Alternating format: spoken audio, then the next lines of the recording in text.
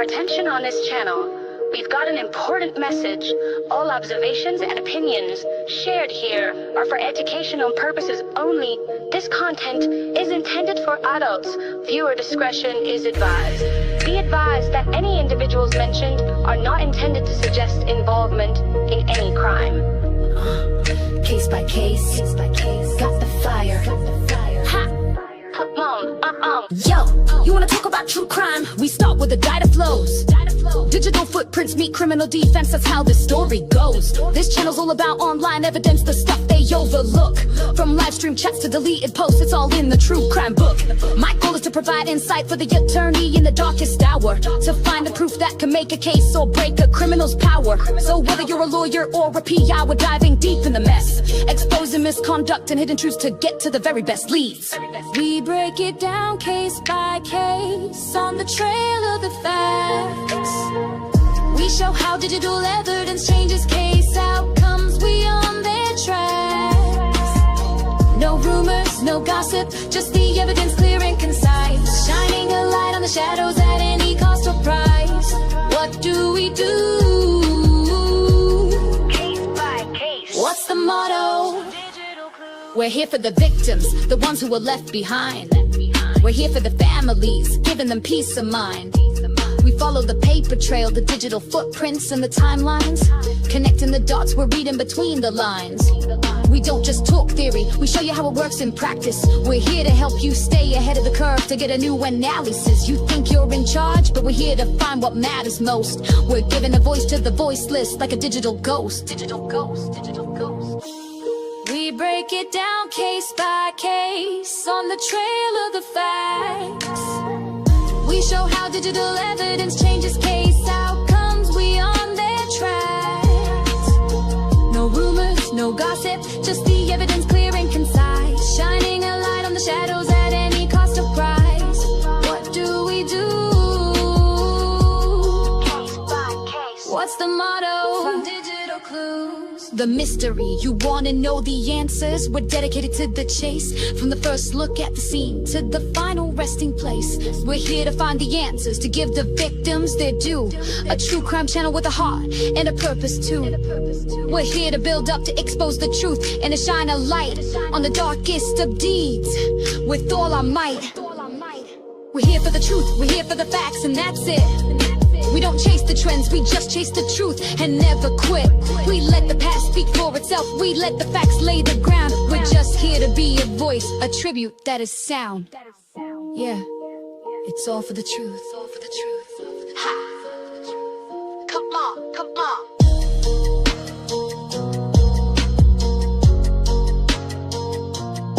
Let's go.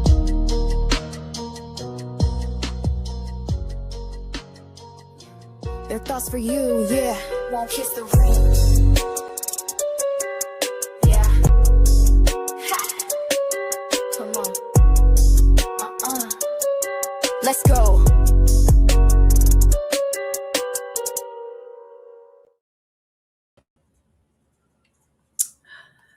Oh, what's up with this special edition of the Delphi Vault?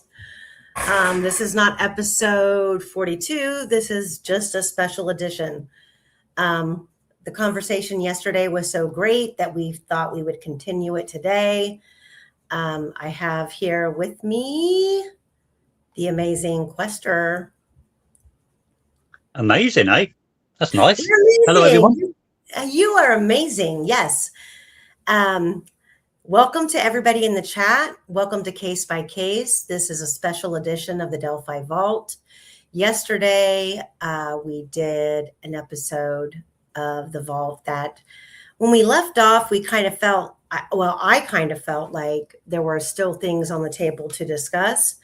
And of course, when I asked Quester this morning, I said, hey, what do you have going on today? Are you free? Would you want to do a live? And he got back with me and he said, yeah, because Quester's a busy man. He had to check his calendar. And he said, yeah, I can make it. So here we are. This is an open format, open chat, open free thinking, critical thinkers. Hello, welcome everybody. Yesterday, we had some really good conversations about the crime scene, about the phone data and the GPS. So I asked Quester, I said, hey, because Quester had brought up to me a couple of days ago some concerns about an exhibit. And I said, hey, we didn't get to talk about that yesterday. And he said, remind me, because he forgot, because we had been going back and forth on a whole bunch of other different things. When all he said, You're breaking up again, Amy. You've gone.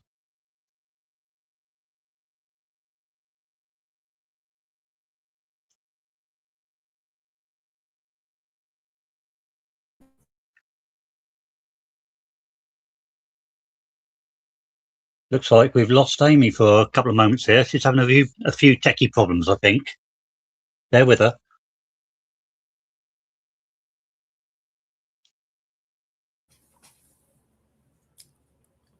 no, I'm still here. Ah, there you are. Am I here? You are. Okay, Jesus. I don't know what's going on. We've had so many storms come through the area, but we don't have any today. So I don't know why I would be cut out. Anywho, where did I cut out? You were talking about strange issues with an exhibit. Oh, though, yeah, your exhibit, yes. So, anywho, so today, this morning when I asked Quester, hey, what are you doing today? Would you want to go live? I have nothing going on. Do you have something going on? And he said, no, I'm free. So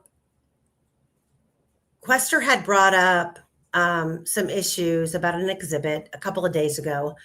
And I said, hey, we didn't get to talk about this yesterday. So if you want to talk about it today, we can. And so he said, he said he was in a frenzy putting together a document. Okay, let me just show you the document. This is what you get for a quick response from Quester. It's massive. So we're going to get to that. But I know all of you, hey, critical thinker. We had a storm. I'm going to have to check something because I don't know why I get cut out because I have nothing else open. So let's first, before we get into all of the nitty gritty about Delphi, here's a prelim nitty gritty about Delphi. This is the probable cause affidavit for Adam Bridge. And I know everybody is going crazy over this. So here's the probable cause affidavit. I, the undersigned affiant, submit the following information pursuant to yada, yada, yada, as a sworn affiant, setting forth the facts and circumstances known to law enforcement of Carroll County as the basis of probable cause to arrest without a warrant or an established probable cause for issuance of a arrest warrant for the above named defendant, which would be Adam Bridge. That the facts and circumstances described below would be sufficient basis for a person of reasonable caution and prudence to believe that the accused has committed or attempted to commit an offense described, that if arrested without a warrant, such would be authorized under yada, yada, yada. That the hearsay statements of the witness contained herein are considered reliable and credible due to the witness's personal knowledge and or corroborated by the totality of circumstances. Totality, that's a great word. I'm going to bring that up later. That on April 15th of 2025, Indiana State Detective Mike Lorona received information from the National Center for Missing and Exploited Children, NCMEC, via cyber tip, yada, yada, yada, absent person downloads, about person downloads, transmits, or views child pornography. It is standard practice for the organization to track when these pictures are viewed, downloaded, or transmitted, and then to track the location of who is viewing the child pornography. It is standard for them to then report to the local law enforcement agency in that area to follow up on the tip. Okay, first of all, are there is there fish bait of the same child pornography being put out for predators to click on that law enforcement is tracking? Because that's what this kind of sounds like to me, that there is a source of child pornography that they're using to do a bait and hook on these pedophiles. It is standard practice. It is standard practice for the organization to track when these pictures are viewed, downloaded, or transmitted, and then to track the location of who is viewing the child pornography. That to me says that they're using a specific roll of film, photographs, video footage, whatever. And I guess I could say that's a serious problem based on the children who are depicted in these images. But then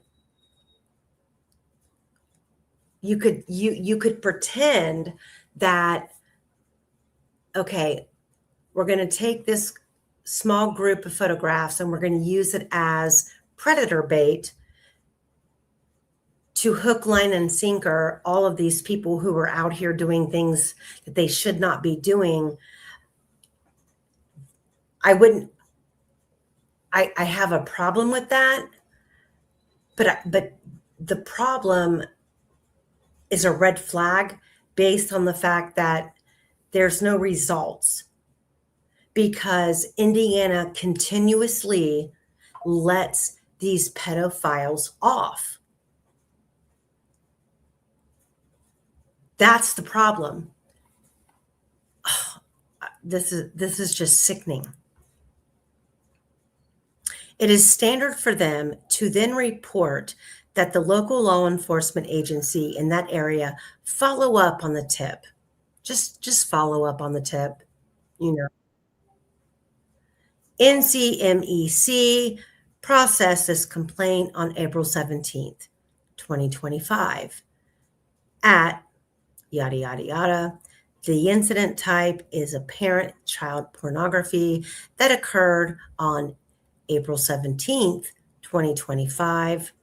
The reporting electronic Microsoft Way Redmond WA 9852. The user or person being reported as uploading the images was called,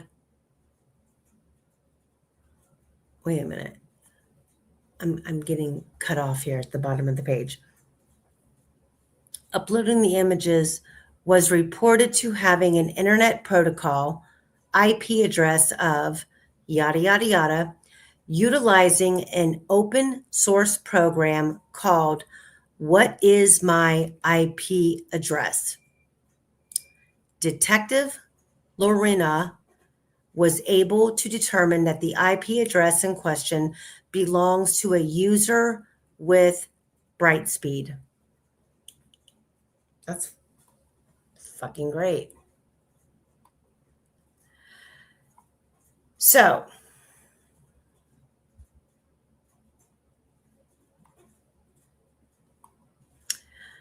we can speculate all that we want. Adam Bridge, that was his probable cause affidavit. However, I hate to bust everybody's bubble. I'm not like, okay, I take that back. I'm going to take that back. I understand everybody's raising the red flag. Where's his DNA? Where was he? What was he doing on February 13th? Adam Bridge, Libby's half uncle, is not a suspect.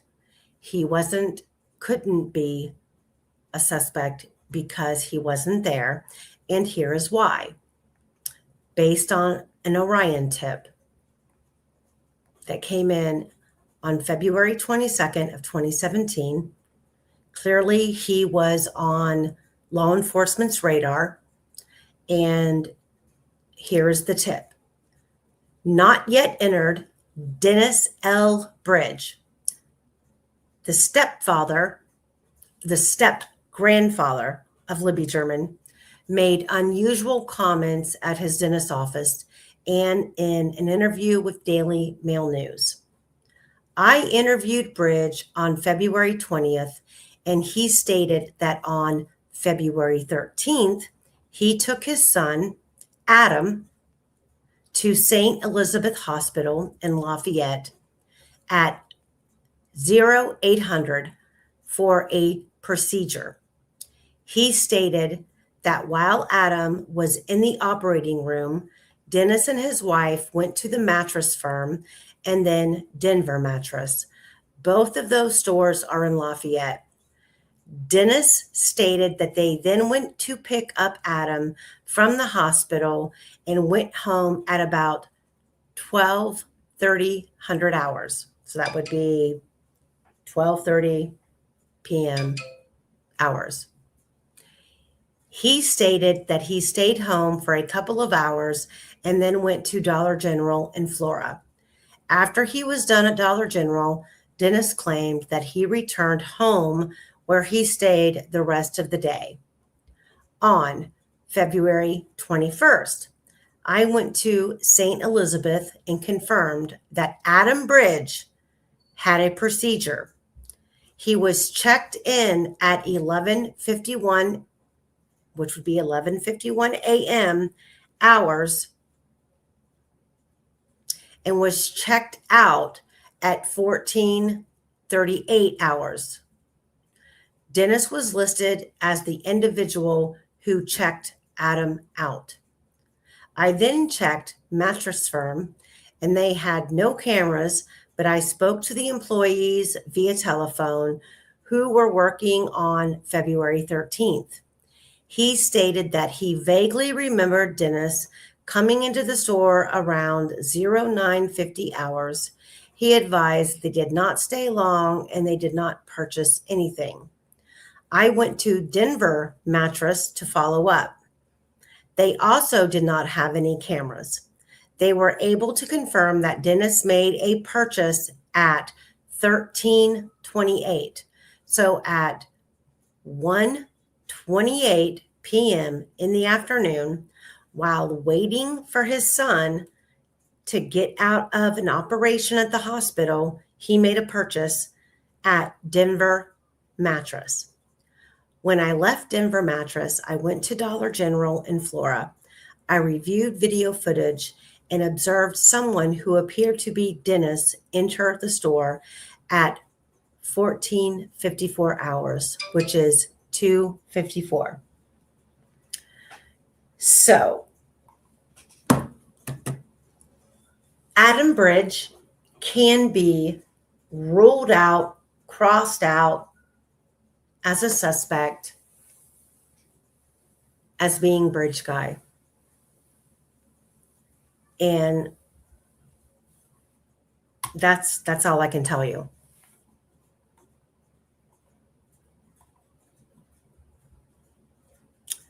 Quester?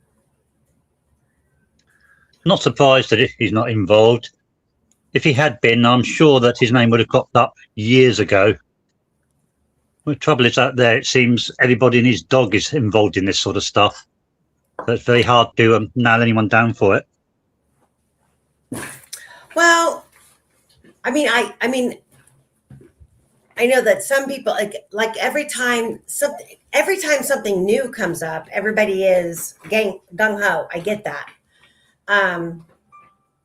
But the good news is that we have valuable information that eliminates him. So he's someone that we can, scratch off the list and keep going.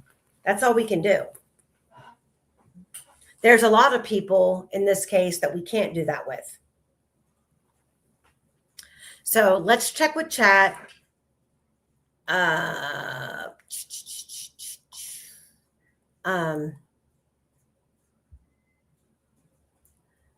me see.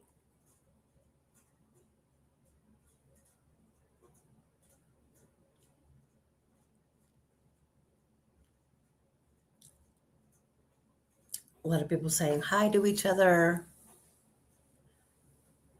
Okay, so Indy Cindy asks, Amy, that's why the FBI was involved with the $138 million lawsuit in the NASCAR case, because they waited as they hooked more people while these kids are exploited continuously. I mean, I agree.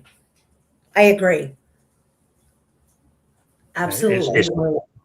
It's absolutely repugnant, isn't it? All the time that they're waiting to see if they can catch one more person. There's kids out there being abused. And everything. I really, this is an area that I know that this is an area where Streets of Bakersfield has a really good insight into when it comes to the child adoptive system and the foster program, and how, especially in Indiana, there are laws that prevent children from filing lawsuits about sexual abuse, physical abuse while they're in the foster program, and while they're underage. And people might not think that's a big deal, but when you have upper people, like example, Curtis Fouts, involved with the CASA program in Indiana, you then kind of connect the dots.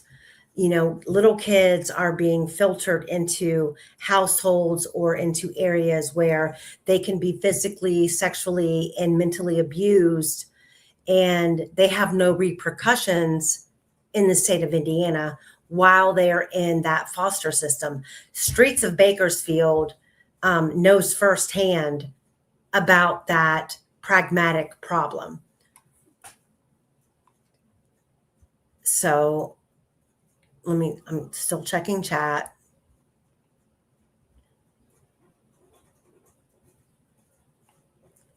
Let me see.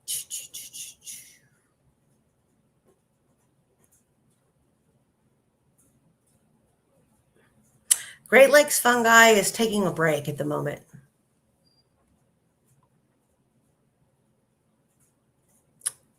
She's okay.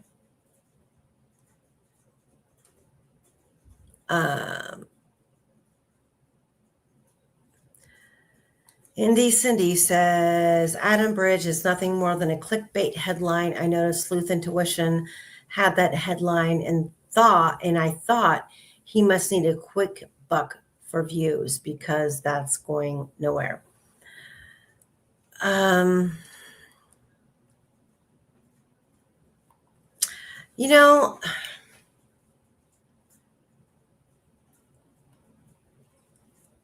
I feel like I just feel like everybody on YouTube thinks that everything is a quick buck, and that's not even remotely close to how it works. And Alex Bridge is important simply because the fact that he's a relative of Libby. And I know that, like the past 3 days, I have been bombarded with emails and text messages about his charges, which are alarming. I mean, it's 78 charges. That's fucking alarming.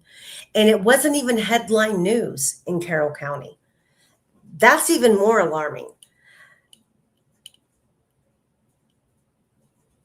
But that just goes to prove that they are trying to bury the Delphi case in the past tense and make us feel like it's been, it's been tried.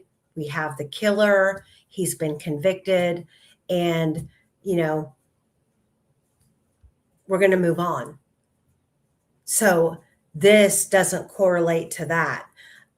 And unfortunately, I don't want to say unfortunately, but I just read to you, the information about Adam Bridge, and it doesn't connect to the Delphi murders. But the information that does connect to the Delphi murders is dangerous. And I know that over the years of covering this case, I've been warned, I've been told, shut your mouth, you're getting too close. You can't say this, you can't say that. I have a lot of sources who want to give me insight, but they don't want to be named. And I understand that. And I appreciate and respect all of the information that I've been given. And I will keep it private. I will keep their names private, but they've given me permission to tell the details. But there has to be a breaking point here in this case. There has to be. There has to be someone willing to throw the grenade and say, here's all the information, here's the connections, and I don't give a fuck. And we're not there yet.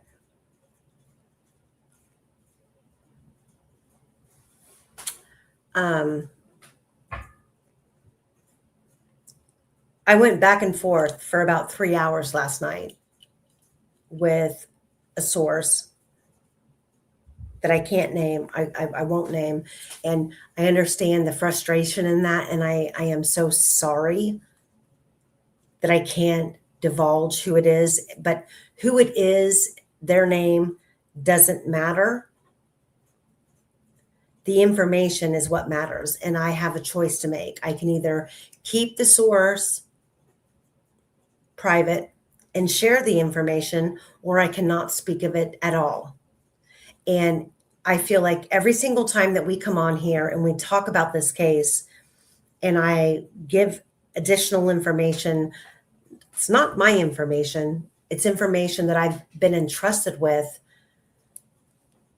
It opens another hatchway to more information, which hopefully it leads to somewhere. But I went back and forth last night with someone that I feel has a great deal of information, who is in contact with some very important family members, but really feels afraid to come on and speak because their voice would be recognizable. And bottom line, they're afraid. And this is someone who's trying to convey to me details that I had already kind of connected and put together, but we're going back to the Gabe Ellis, Derek German connection, and the Palladino connection. And I'm still waiting on documentation, which they claim they have, but they're afraid, and I respect that. And if they were sight out of mind, mind out of sight, their voice wasn't recognizable, or we had a way to hide their voice, then I could bring them on. But there's a lot of things going on behind the scenes, and I'm just putting Carroll County on notice. This isn't going away. The investigation into this case is not going away. The freelance investigators, the freelance private investigators, the people who care about Abby and Libby, and all of us who care about an innocent man who was convicted, we are not going away. Period. So, Quester, are you ready to go over your little document? Your little simplified document. Just a little scribbling I knocked up in 5 minutes. Huh? Just a little scribbling that I knocked up in 5 minutes for you. Yeah. Okay. So, chat, did you hear that? This is something that he concocted in like 5 minutes. Quester is brilliant. All right, 10 minutes. Okay. Okay. So, just to give you guys a little bit of a background, the other day, and there's another issue that Quester has raised that hopefully we get some kind of a answer to, that was quite alarming. But we're not in control of the documents. So here we go. This was. Amy, before you start. The top right corner is blocked out. I know. I'm taking it off right now. I'm trying to figure out how to take it off. Hold on. There we go. Brilliant. There.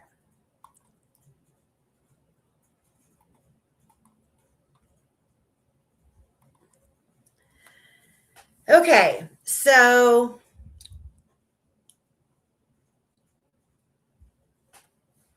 I will read it, and everybody has to take notes because it matters.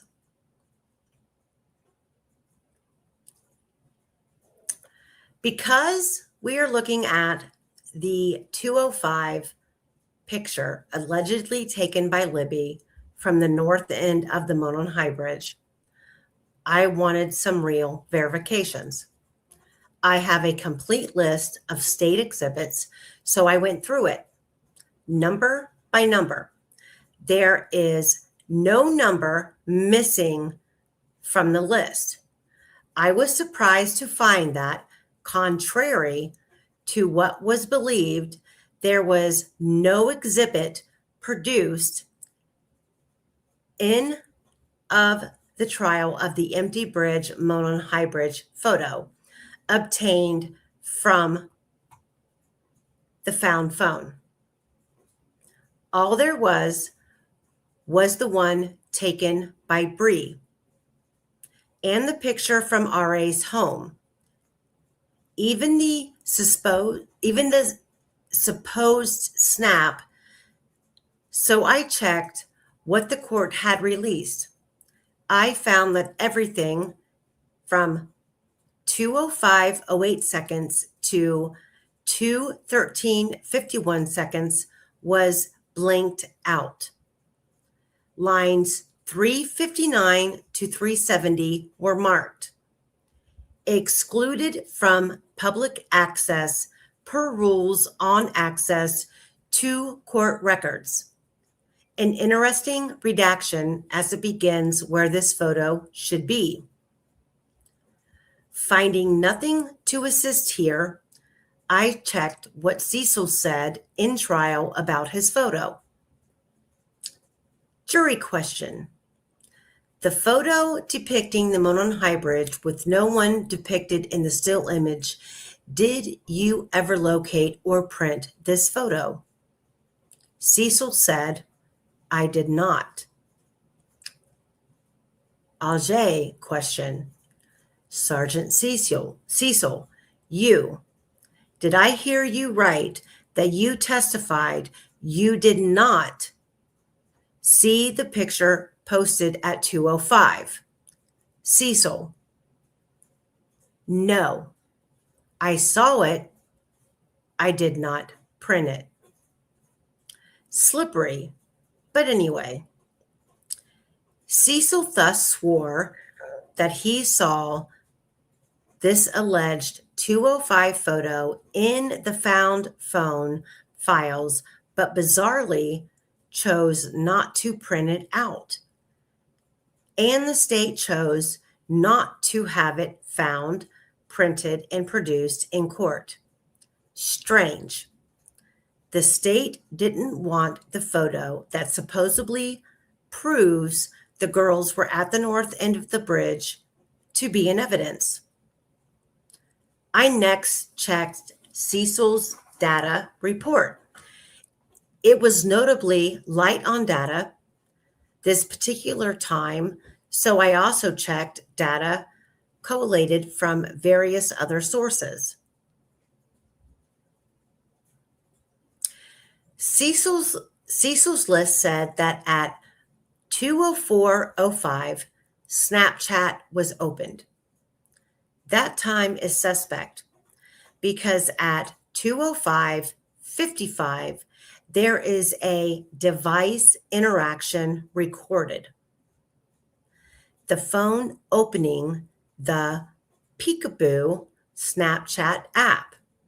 The phone address for the interaction is yada, yada, yada, yada, yada. This was not on Cecil's report. Cecil's list also said that at 2:04:56, the phone was unlocked. That time is also suspect because if true, the phone was locked at the time the phone was opening Snapchat on it, which could not happen. Cecil's list further said that at 2:05:05, Snapchat was closed.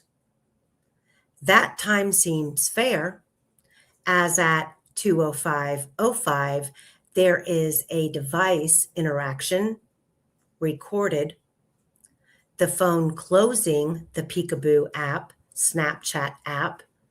However, the phone address for the interaction, yada, yada, yada, yada, is timed at 2:05:08. Cecil's list said that at 2:05:08, a geolocation was recorded. That time seems fair, as at 2:04:55, there is a device interaction recorded. The phone opening the Peekaboo Snapchat app, the phone address for the interaction is yada, yada, yada. That was not on Cecil's report. Cecil's list also said that at 2:04:56, the phone was unlocked. That time is also suspect because if true, the phone was locked at that time the phone was opening Snapchat on it, which could not happen. Cecil's list further said that at 2:05:05, Snapchat was closed. That time seems fair, as at 2:05:05, there is device interaction recorded. The phone closing the Peekaboo Snapchat app. However, the phone address for the interaction is timed at 2:05:08. Cecil's list said that at 2:05:08, a geolocation was recorded. This is an indication that the phone camera was activated. So at 2:05:08, the phone was unlocked and the camera app was open. Snapchat app was not open. Hence, although a photo could be taken, it could not post it on Snapchat. However, Cecil's list said that at 2:05:08, the screen went off and the phone locked. Obviously, that precluded any posting to Snapchat. Another indication that is not listed on Cecil's list is timed at 2:05:08 and is peekaboo account again. Obviously, this was real time that the Snapchat app closed. The next event was accessing media pictures file ID Liberty German yada yada yada yada yada. This obviously was not a contemporaneous photo, as that cache holds old photos, and it cannot be simply placing a photo in there, as no photo is recorded as taken. Cecil claimed that this was Liberty German's yada yada yada yada yada snap posted to Snapchat, extracted from the cache folder for Snapchat. Note that the file ID does not match the previous, and that it could not have been posted to Snapchat, as Snapchat was not open and the phone was locked. And note that now is a cache folder for Snapchat, not media pictures. Of course, if either file was elusive to the monohybrid photo, it would have been easy to locate. It could have been accessed and printed out at any time, and there would be no reason for it not to be exhibited in trial, especially as it was clearly being referred to. Bizarrely, there was enough record. This media picture access, notably not in Cecil's list, this record shows that it was in fact at 2:10:05 that media pictures was accessed and a file opened, file name Liberty German, yada, yada, yada, yada. You will note that this file ID also does not match Cecil's. We have the exhibit of Bree's picture. The data with it indicates that it was taken at 1:43 on the 13th of February, 2017. That gives a very good idea of what the elusive 2:05 photo should look like.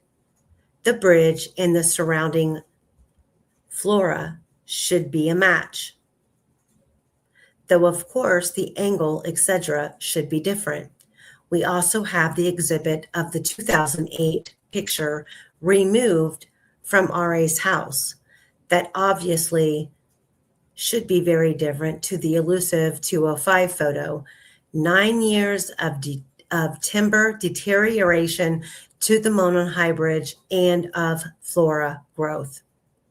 We cannot compare the alleged photo on the phone to anything because it has never been shown to anyone. Yet Cecil says he saw it, and the phone data that was not disclosed to Cecil contradicts Cecil's disclosed data such a degree that the full data strongly says that there was no photo taken at 2:05, and Cecil is clearly clueless about it, giving contradictory file IDs and contradictory file storage places. Comparisons of the picture, we do not show that this supposed 2:07 photo exactly matches the 2007 picture, which would be impossible. How could a 2007 picture be found in a phone's media pictures? Libby would have only been 4 at this time when it was taken, and the iPhone 6 was not even thought of back then. And the idea that the 2007 picture would be in the found photo Snapchat is resistible. Good Lord, let's visit the chat because I'm sure it is going bananas.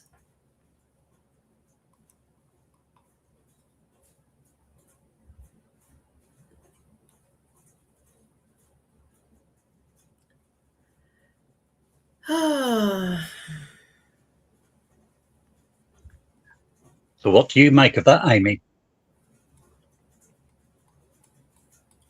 At the end of the day, I feel like they're trying to take a square peg and put it in a circular hole. The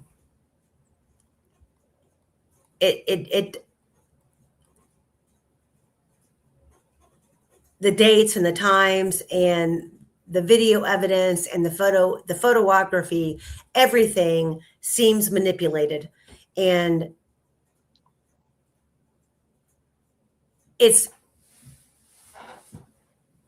been so convoluted since day one. And I feel like the state has been given a head start with years of trying. Do I think that when the girls were found and the murder happened, do I think that the law enforcement knew who did it? I do. I truly do. I feel law enforcement was on the take. I feel that law enforcement were slowly but surely, after the girls were found, becoming aware of what actually transpired. And I'll get into that in a little bit because I have information that is worthy of sharing. But I feel that this was a situation where law enforcement was trying to icing the cake. They were putting icing on the cake. They were, we are here where we are today with this case and a man convicted. And the narrative and the storyline surrounding his conviction and the convoluted evidence that was used to convict him does not match the 2017 to the 2020 state's narrative, accusations, Robert Ives scenario, the signatures, all of it. The state had a head start, gunshot, take off from the starting mound, run ahead on this case. And when the election became hot and heavy in Carroll County, and Mike Thomas, who was going to blow the roof off this case, bring the FBI back in and put everybody on the hot seat in regards to this case, strings were pulled, accusations and deception was done to where Tony Liggett won, but he knew he was still up against the firing wall. Within 3 weeks of that sheriff election, Michael Thomas was demoted and a suspect was apprehended. And I feel it's all related. I feel it's all, and the fucked up thing about this case is the fact that Carroll County is so small and so tight-knit, and everybody is connected to everybody, that even family members like Anna Williams are afraid to speak out, are afraid to go against the grain. And she's afraid to even put anything in writing that would put her in harm's way. But I know in my heart of hearts that Anna Williams truly believes that there is fuckery that's taken place in this case. And shit like this with Cecil and all of them, we need a hedge hunter. We need somebody who is willing to go up against the brick wall of these people and fight tooth and nail without fear. And I feel like Andrew Baldwin and Brad Rosie, they felt that their careers were on the line. They could only push and pull so hard. They could only fight the good fight. Yet here we are with all of these other things left on the table that didn't require Judge Gall's approval. The timeline, the business cameras,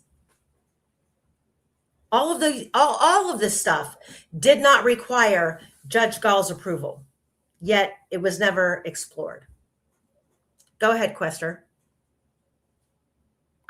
Yeah, to me, this information about the so-called 205 photo is quite revealing.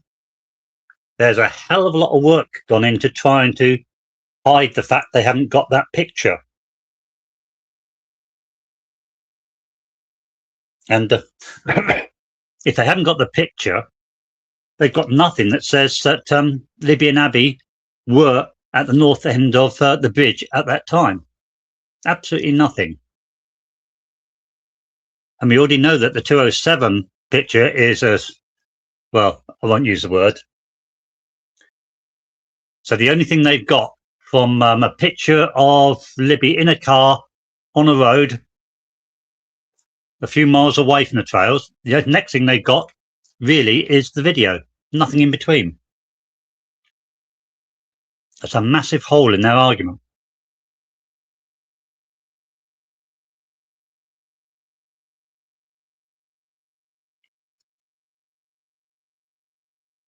Would you agree?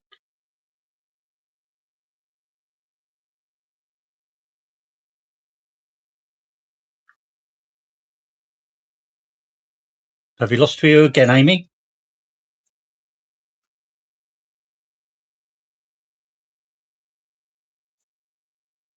I think we have.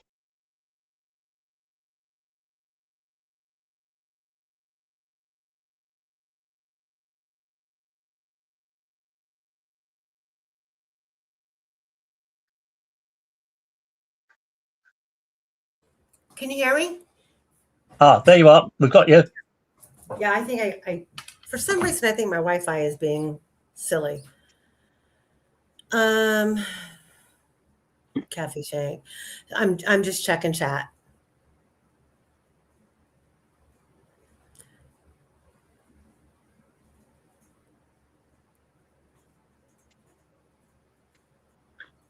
Yeah, it looks like even before they arrested Richard Allen, they were busy trying to hide the fact that this 205 photo does not exist.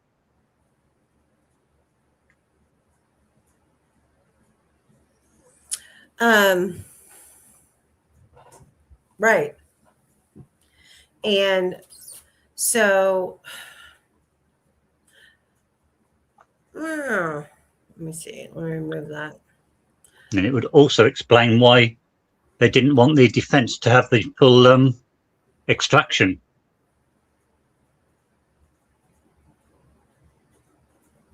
So Keith says, I don't know, man, it might just be a good idea to not announce that you have a source. People can hurt others even if they think a source out there is talking when they aren't. Just no.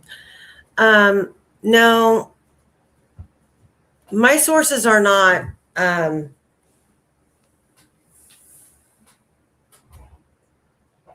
my sources are not public figures that could be tracked down. They're inside people who, when I say they've reached, if if one of my sources reached out to me and said, don't share this information, I wouldn't share it. And there's a lot of that. And that sucks when you're in my position, not just because of the channel, but because there's a lot of things that I work on behind the scenes that I don't make public on the channel in regards to this case. But my sources are intimate sources with connections who were literally involved in certain situations that just their first name being said would raise alarms. The information that I'm about to share is information that's been given to me over the course of the last 4 or 5 months that I've been given permission to share. And trust me, I don't want to be the one to share it. I would rather it come from the horse's mouth, but I understand the fear, which all of that does is go into how deep the corruption in Carroll County goes and how aware of the people who live there know it's real, and that sucks. And so there are some things that I have, paraphrased, and there are some things that I've not shared for a while. I know all of you know, based on my work on Ashley Garth's case, where my thought process has gone as far as the Palladinos and others. But more recently, it's been shared with me that I'm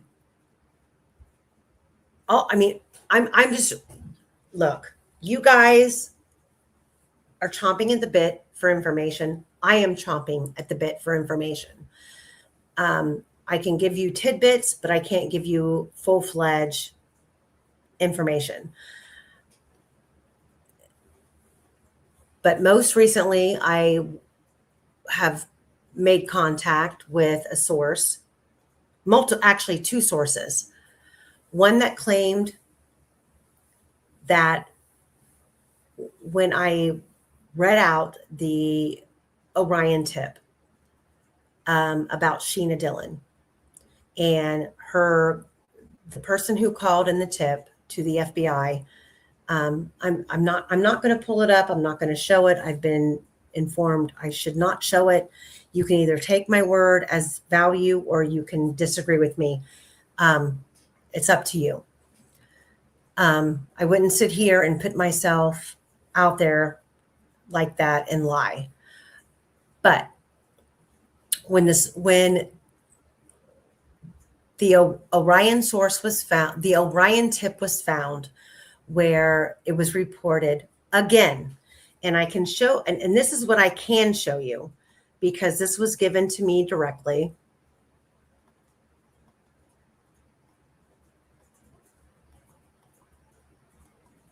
Hold on, let me pull it up.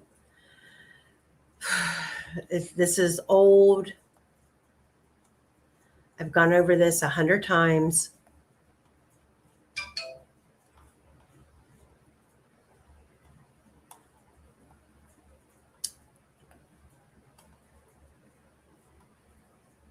And this is what started the ball rolling.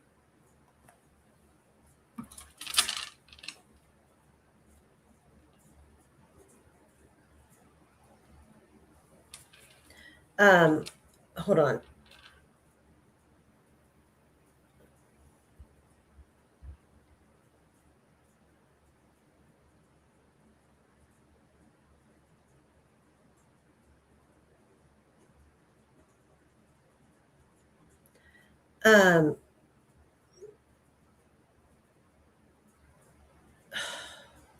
See, I'm being contacted right now.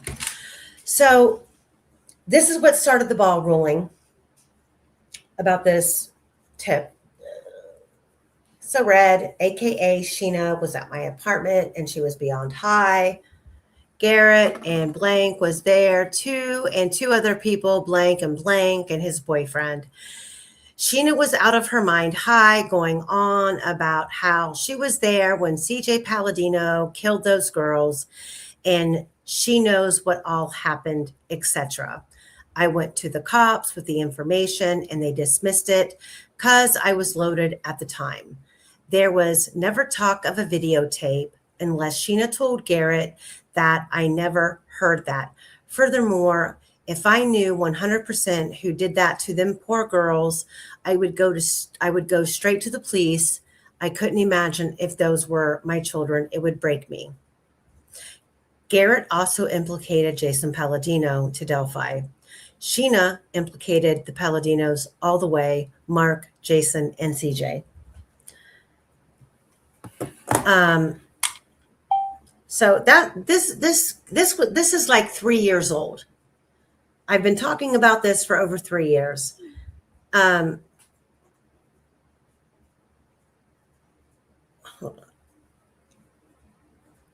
on, guys. Sorry.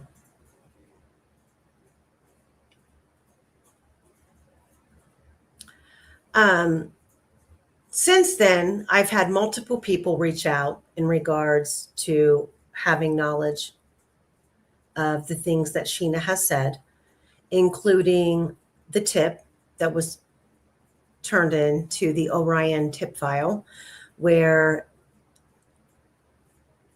a family member of Sheena is tipping her in, claiming that Sheena said that CJ Palladino is Bridge Guy and Derek German got $100,000 worth of meth / ice from the Palladinos and never paid for it. So this was a hit put out on a family member of Derek. And hold on.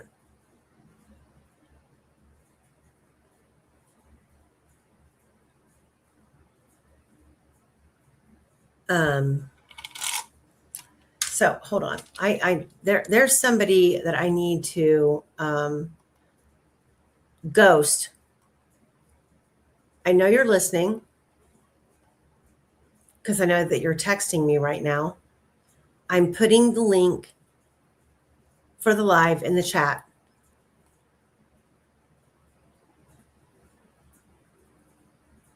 Please come on and talk.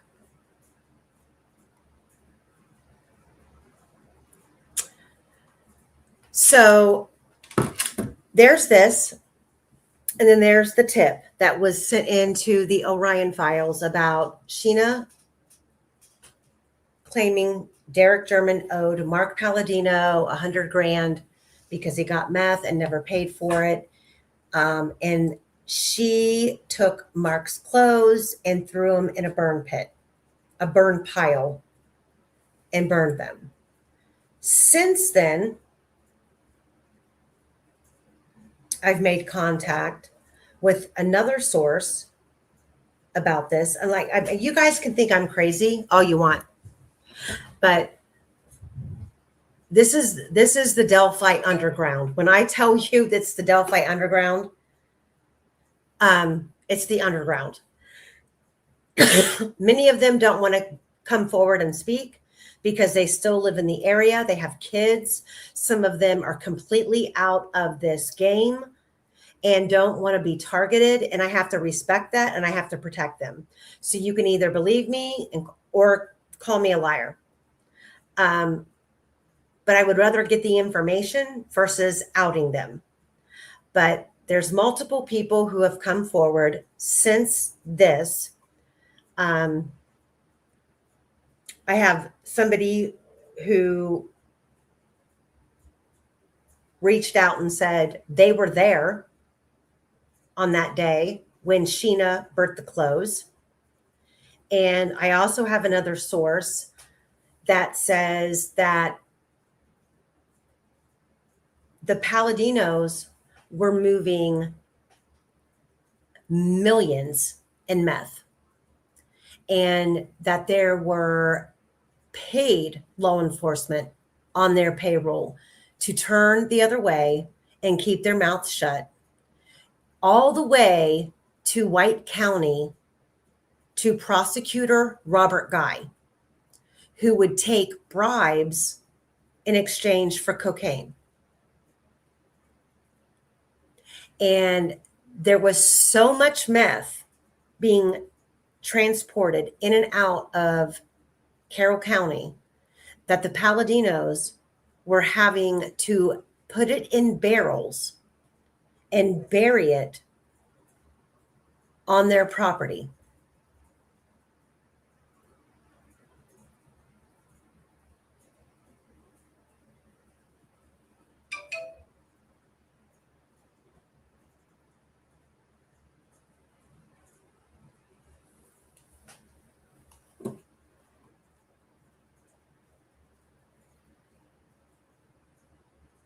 Did my link post for Ghost?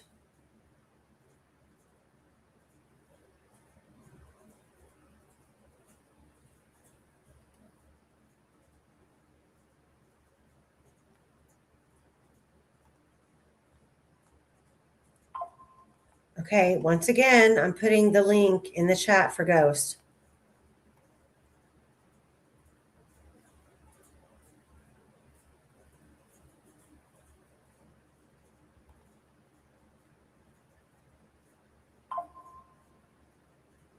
The Paladinos don't live in White County. They live in Monticello.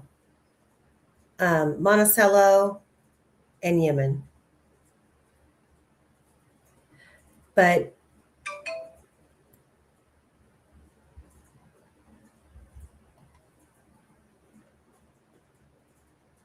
okay, you see the link.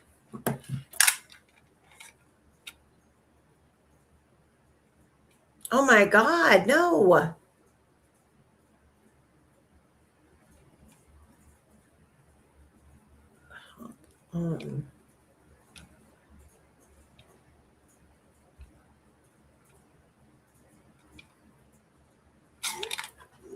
So there, I mean, there is, Monticello is in White County. It's still all, to me, it's still all Delphi.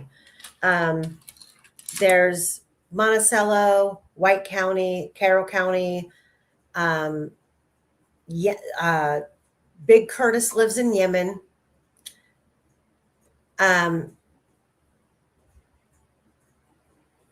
CJ.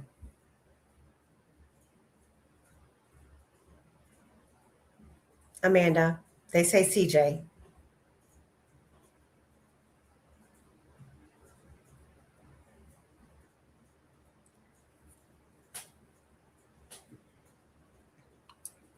So, I mean, when you go back through everything that I've gone over, like the past 3 years, when I look at Libby, I look at her and I think this was an in-your-face aggressive attack.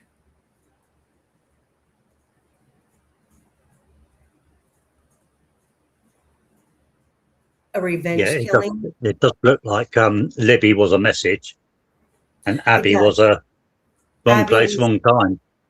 Abby was a, I'm sorry, girl. I'm sorry you were here. I don't understand the changing. I mean, if we are to believe that we're going down the rabbit hole of a revenge kill, I don't care what way we look at this, whether it be the Brad Holder, Patrick Westfall, the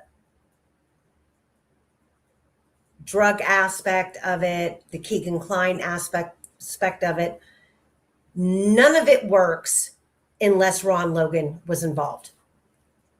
That's the scenario that needs to be aligned, because BG did not leave walking down 300. He did not leave back through the trail system out towards Freedom Bridge. The cemetery was either the exit or Ron Logan's property. Or we have all been duped, completely duped, in the fact that when the girls were abducted, there was a car waiting for them either at the bottom of the hill or before they even crossed the bridge, they were taken off the trail. It's, but riddle me this. No photograph in the Ron Logan search warrant photos of a fucking aquarium. There is no talk in the search warrant about an aquarium. His ex-girlfriend, Connie, said he didn't have an aquarium in his house, let alone the kind of fish he claimed he went to Lafayette to buy.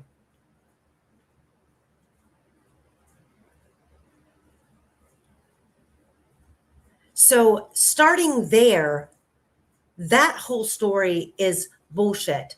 And when you compare the Delphi case to all of these other cases, let's just take, for example, the Gilgo Beach case. Gilgo Beach, Suffolk County, Nassau County, Long Island, were able to track burner phones. They were unidentified phones, unidentified as in who owned them, but they were able to compare another phone that the burner phone traveled with side by side, meaning stupid ass Rex Hewerman had his own personal phone and thought he was savvy because he had a burner phone. Personal phone in the right hand, burner phone in the left. But guess what? Those two phone numbers traveled together. This happened multiple times. That's how they were able to put Rex Hewerman and his phone and the burner phone used to contact the escorts in Massapequa Park, in downtown, and in all of the, and many of the victim drop-off disposal points. According to Delphi, we have 3 unidentified phones. We can't link those 3 phones to a personal device to anyone that was supposedly near, surrounding, in, or out of the crime scene on the 13th. If Ron Logan was using a burner phone, wouldn't we be able to we be able to track this unidentified burner phone that was moving with his personal phone? So he's at his property, he's walking out, he's out there on the bridge around 2:08, 2:09. Then he walks back to his house, gets in his car, drives to Lafayette. He's supposed to be destroying burner phones. Those burner phones should be in the cell phone tower. Pings.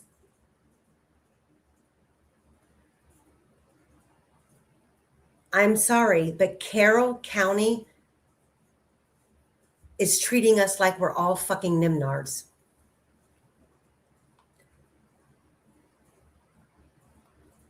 There's ways to figure this out.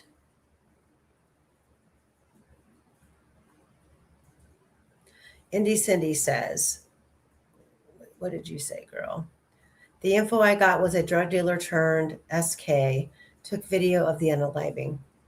You know, so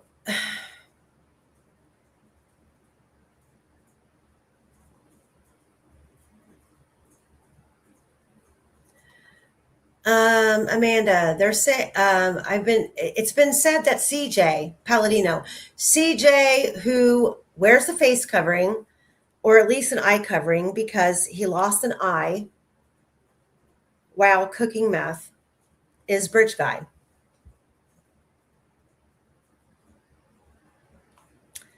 Well,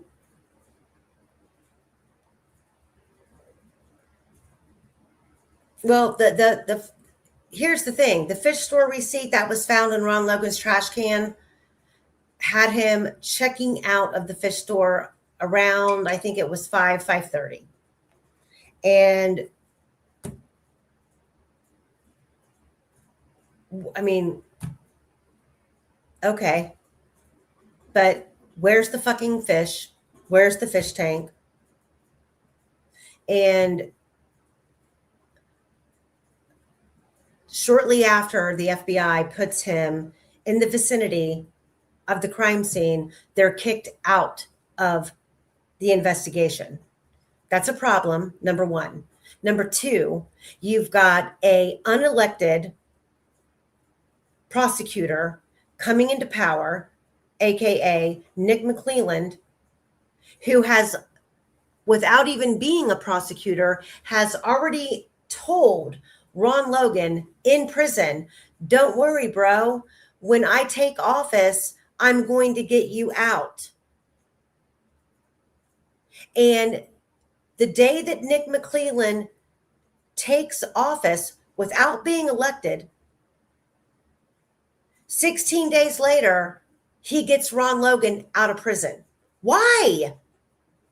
Where are the fucking connections? Why are people bending over backwards for certain people? And I guess that's where we're getting laughed at. Nick McClelland's laughing at us. Jerry Holman's laughing at us. Kathy Shank is laughing at us. The Patties are laughing at us because we have not uncovered the reason. And don't forget that Nick McClelland, while this was going on, was busy representing some of the witnesses and, I believe, Derek German in a court case, wasn't he?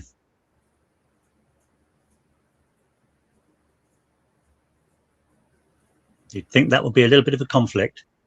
Yeah. But it's here's the problem is that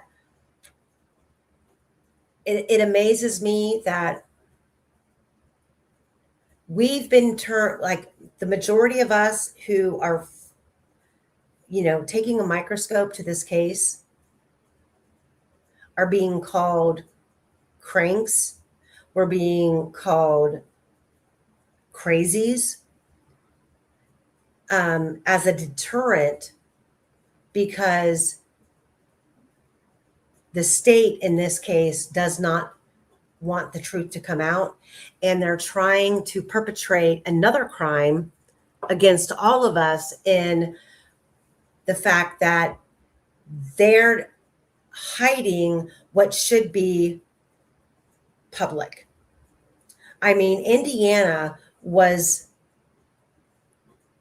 and Judge Gall was on the, what do you call it? I don't know. I don't know what the word would be.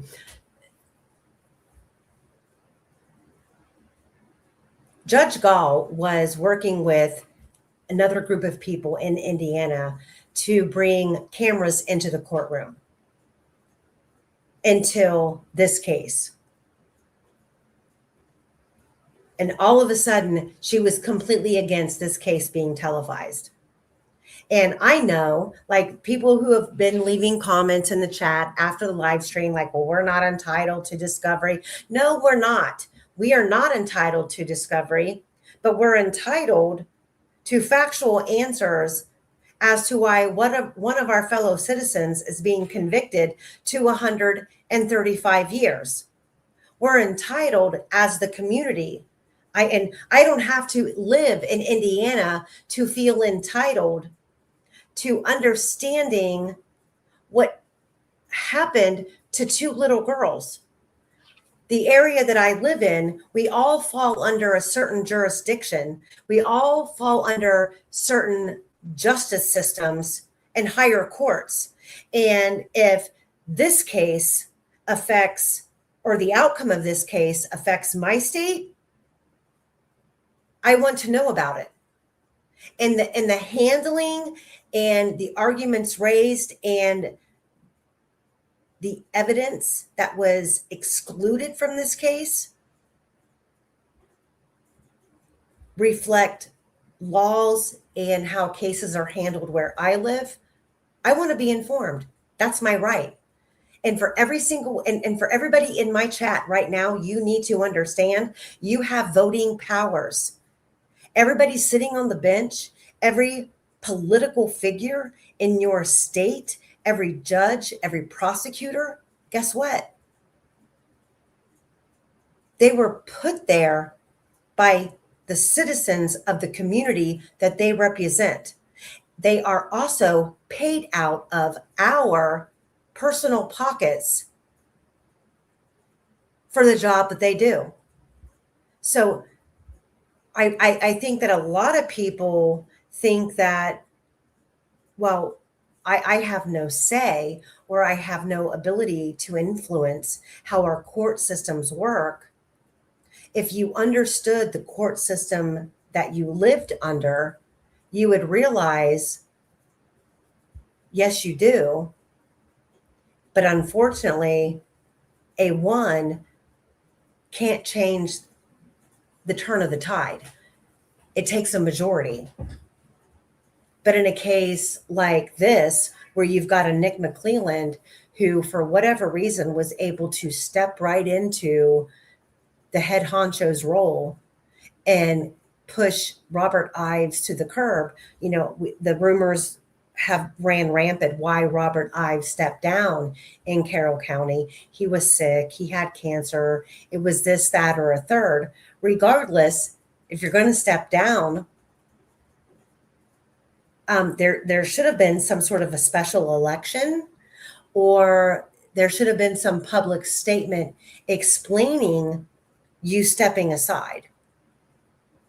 However, Nick McClelland apparently knew who was taking his place before he actually took his place, and he made it known.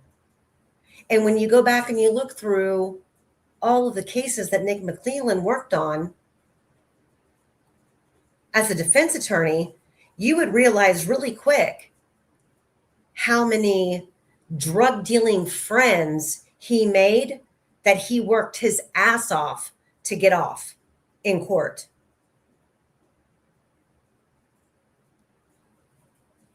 And now those same people are coming back to haunt him. And guess what?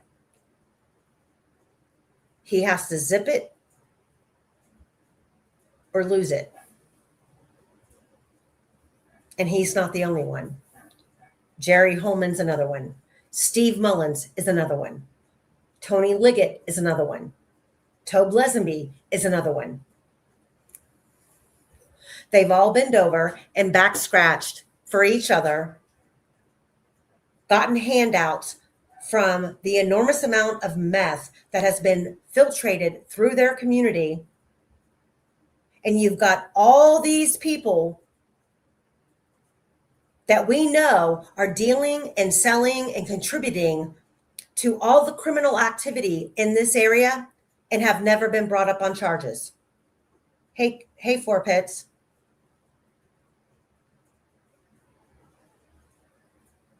It's not Mayberry. This is like small town New York City.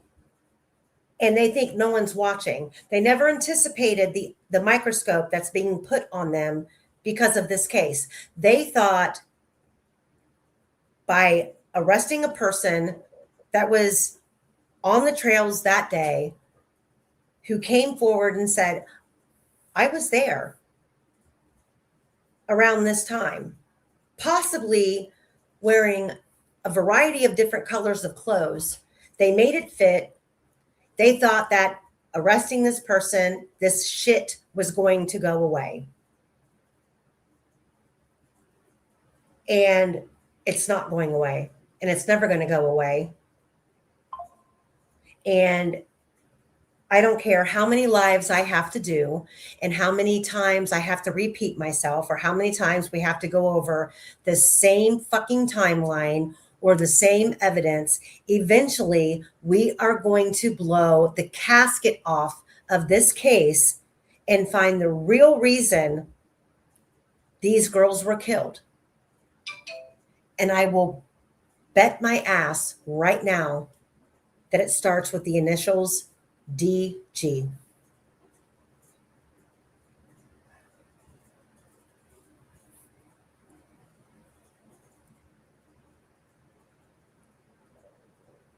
Ron Logan was a pathway. I believe that 100%. Whether he was there and involved or he was told this is what's about to go down, shut your mouth, let us do our shit. And he says, okay. Because Ron Logan was no amateur in playing the game of dirt, drugs, alcohol, gun trafficking, child pornography, any of that. He had a lot of shady fucking friends. And I will not believe ever that the Palladinos and him co-occupied the Delphi community and didn't know each other. The fact that Ron Logan in an interview claimed he didn't know the girls, but he effed himself by pointing out that Libby's dad was a lifelong criminal. Really? Was he? How do you know that? Why do you know that? He made that a point. And now his daughter is murdered on your property. So wherever the rabbit holes lead, I'm going to go.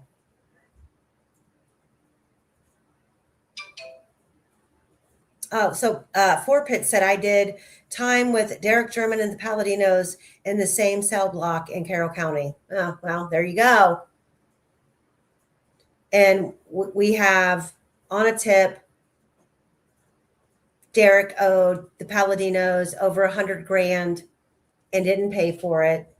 I have numerous people telling me, I'm sorry. I mean, it is what it is.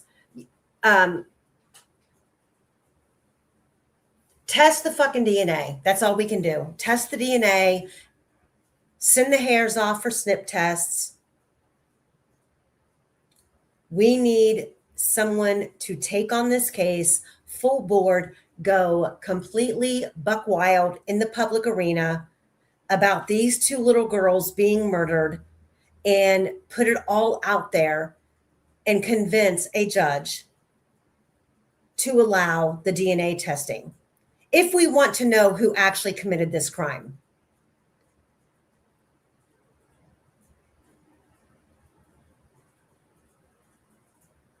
No, Mommy Wolverine knows this case. Yeah, DG, Derek German is a snitch to boot. His family knew what he was doing. Everybody knew what he was doing. The other thing you have to remember about Ron Logan is his phone.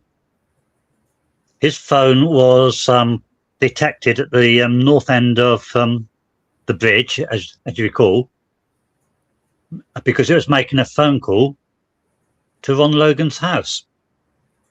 Yeah. And work that out. Ron Logan's phone is out there calling Ron Logan's house.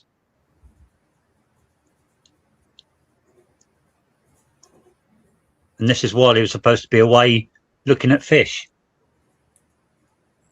Well, not at 2:08. Well, yeah, his false alibi did have him already supposedly in Lafayette. But Quester. Yeah. Do you think that's Ron Logan on the bridge? To be honest, no. I don't either. Now, Reese said that Ron Logan said, "That's me," on the bridge. Then we've got Sheena Dillon telling people that it's CJ Palladino on the bridge. We know that at what, 1:57, Betsy Blair sees Daniel Pearson on the first platform on the bridge. So NT Cindy said it's Screeno. Oh my God, I can't. We also know David McCain was on the bridge. Yeah, David McCain was on the bridge in his own fucking testimony. Well, we have him arriving shortly after the girls go missing, but he said he was on the bridge for 30 minutes. So his times can't be believed. Only the ones of his car leaving, because he was seen by several people. Hold on. Okay, keep talking, Quester. Give me 1 second. I need to go downstairs and let the dog out real quick. Sure. In the chat a little while ago, someone asked what colour his car was. It was a very dark blue, and it wasn't actually his car. It was his brother's, but he was borrowing it for the day. His brother decided to use his 10-gear bike to go to the cemetery and gash his leg open.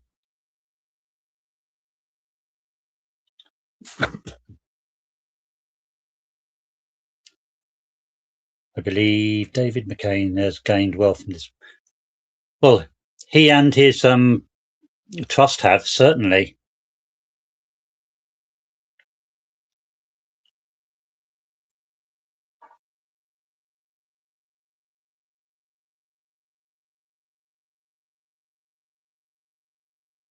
There's an awful lot of interesting things being said in the chat. Thank you, everyone. It's nice to see how you all think.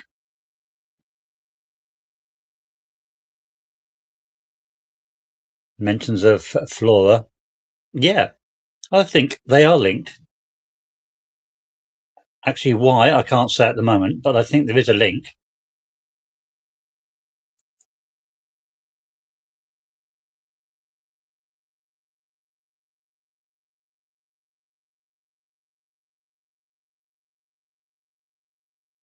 Okay, I'm back. Okay. Let me see. Checking the chat.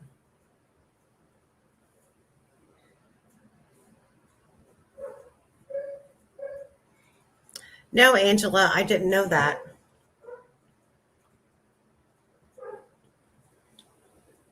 Did y'all know that attorney Carolyn Holder represented Ron's son when he opened the estate for Ron's passing? She worked out of Lafayette. Okay, well, if there was an estate open for Ron's passing, why don't we have a freaking death certificate?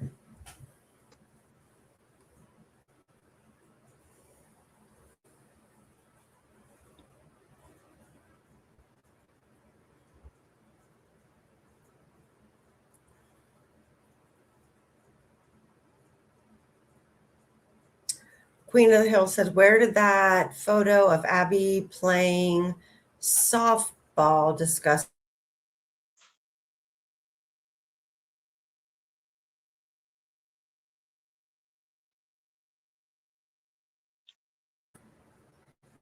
I'm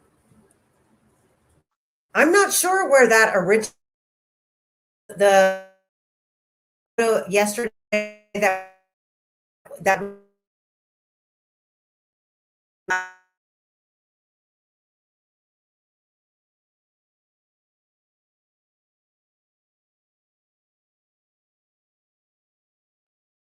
with her grandpa.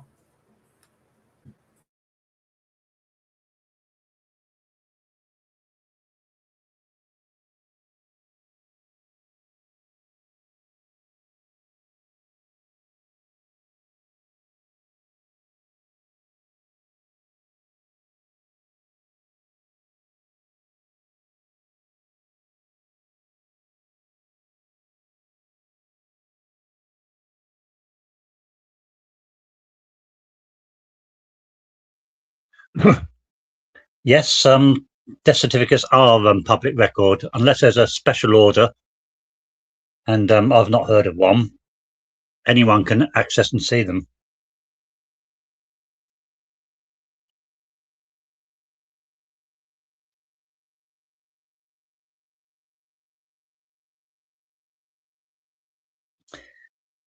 Yeah, I think we all missed what Amy was saying because she broke up and then disappeared. Yeah, I'm back now. I don't know what happened. Can you hear me now? We can. Okay. So I'm going back through here. So Queen of the Hill asks, where did the photo of Abby playing softball discussed yesterday come from? I'm not sure where it came from.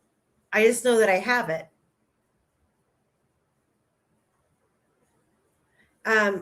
It wasn't the Best Western. It was at Jesus. It was in Monticello. It was at a hotel in Monticello. Was it a hotel or motel? It was at the I don't have to pull it up. Hold on.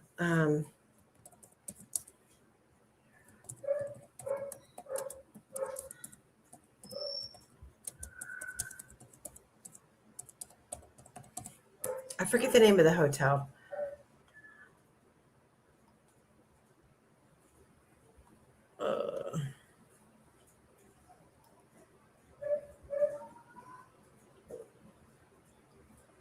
I don't know.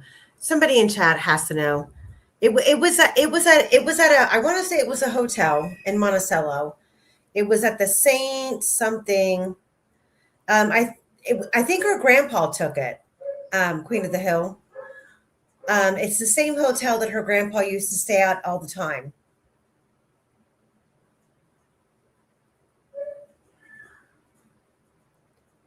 But grandpa had taken her and bought her softball glove and stuff for, I think that she was either trying out, or I don't know if they had to try out or if they just signed up to play girls softball at the school that she went to. But she was there practicing in the parking lot with her grandpa. Okay, I'm going to choke him out. Jackson's being ridiculous. Not the Monticello Inn. Hold on. I have it. Ugh.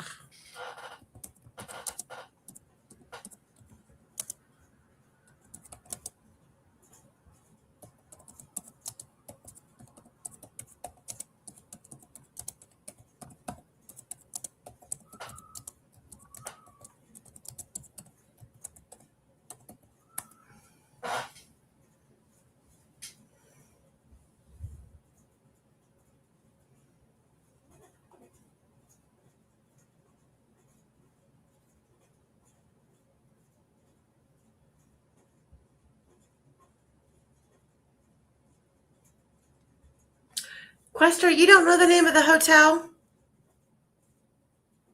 Offhand, no, but I thought it was a motel. It might, I mean, it could be, but I know it's in Monticello.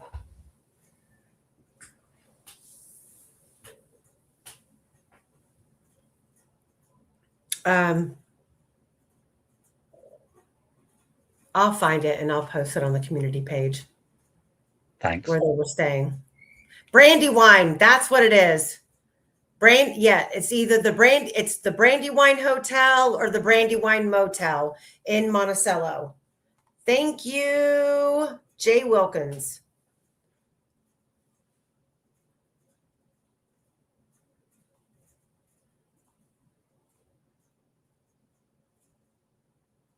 What else can we bitch about today, Quester? Cool. The list is massive. Where would you like to start? Shit, Candy says they were in room 515. How do you know that?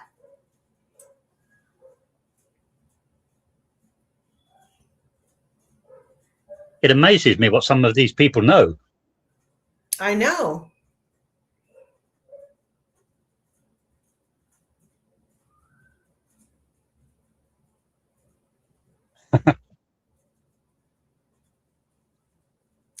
Okay, so just in, hot off the press. Andy was having us at it, he just said. So you guys know that the appellate team requested additional time and extension on their rebuttal to the state, and the Court of Appeals has responded, and the appellant has filed a second verified motion for extension of time for filing appellant's reply brief. Having reviewed the matter, the court finds and orders as follows.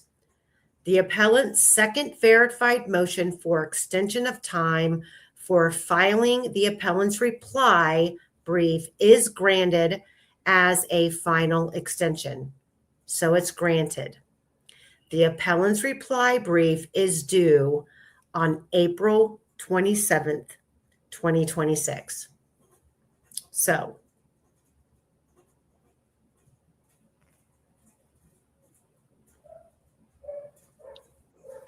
there it is. Okay, so what time is it? It's 2:49. I've got to... let me see what Chris is doing. Ugh. Okay, I'm going to... let me just commit public suicide really quick.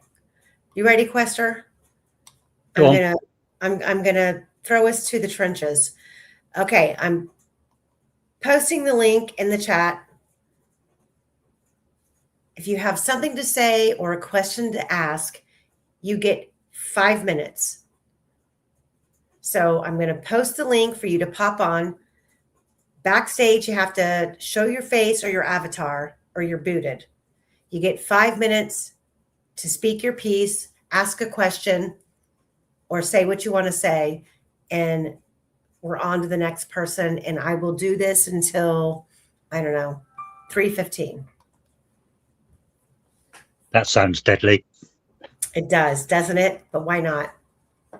I go back to work tomorrow, so no holds bar. So there's the link in the chat.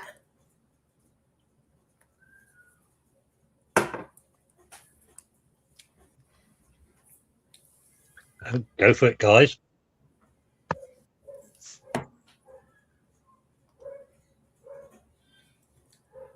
Well, yeah, here we are worried and watch no one come on.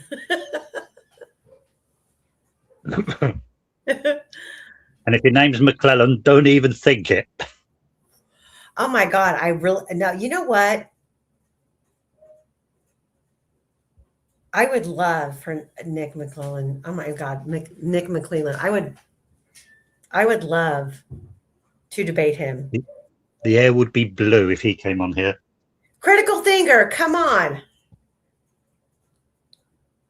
You do have a lot of shit to ask. So yesterday I was going back and forth with somebody that I feel has a boatload of information, who is just terrified to come forward, and it's frustrating. And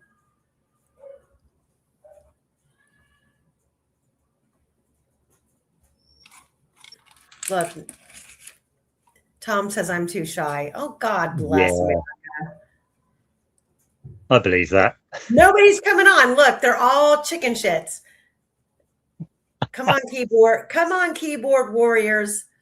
Step up.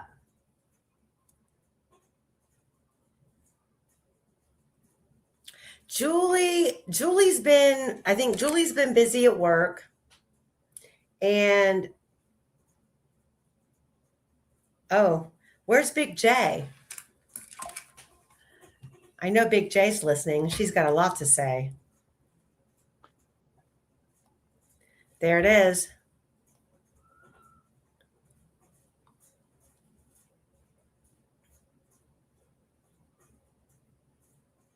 So Mary Beth says, so in your opinion, the Paladinos were the main reason for the cover up, and all the others were just protected because of their knowledge and to keep them quiet.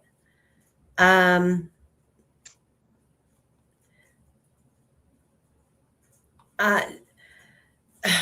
so to address that, I only have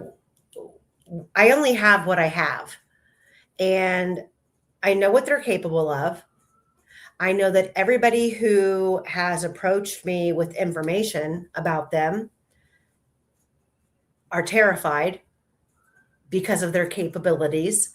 And to then find out that there was some drug deal that went bad between Derek Sherman and them, and there was $100,000 left on the table that wasn't covered by Derek Sherman.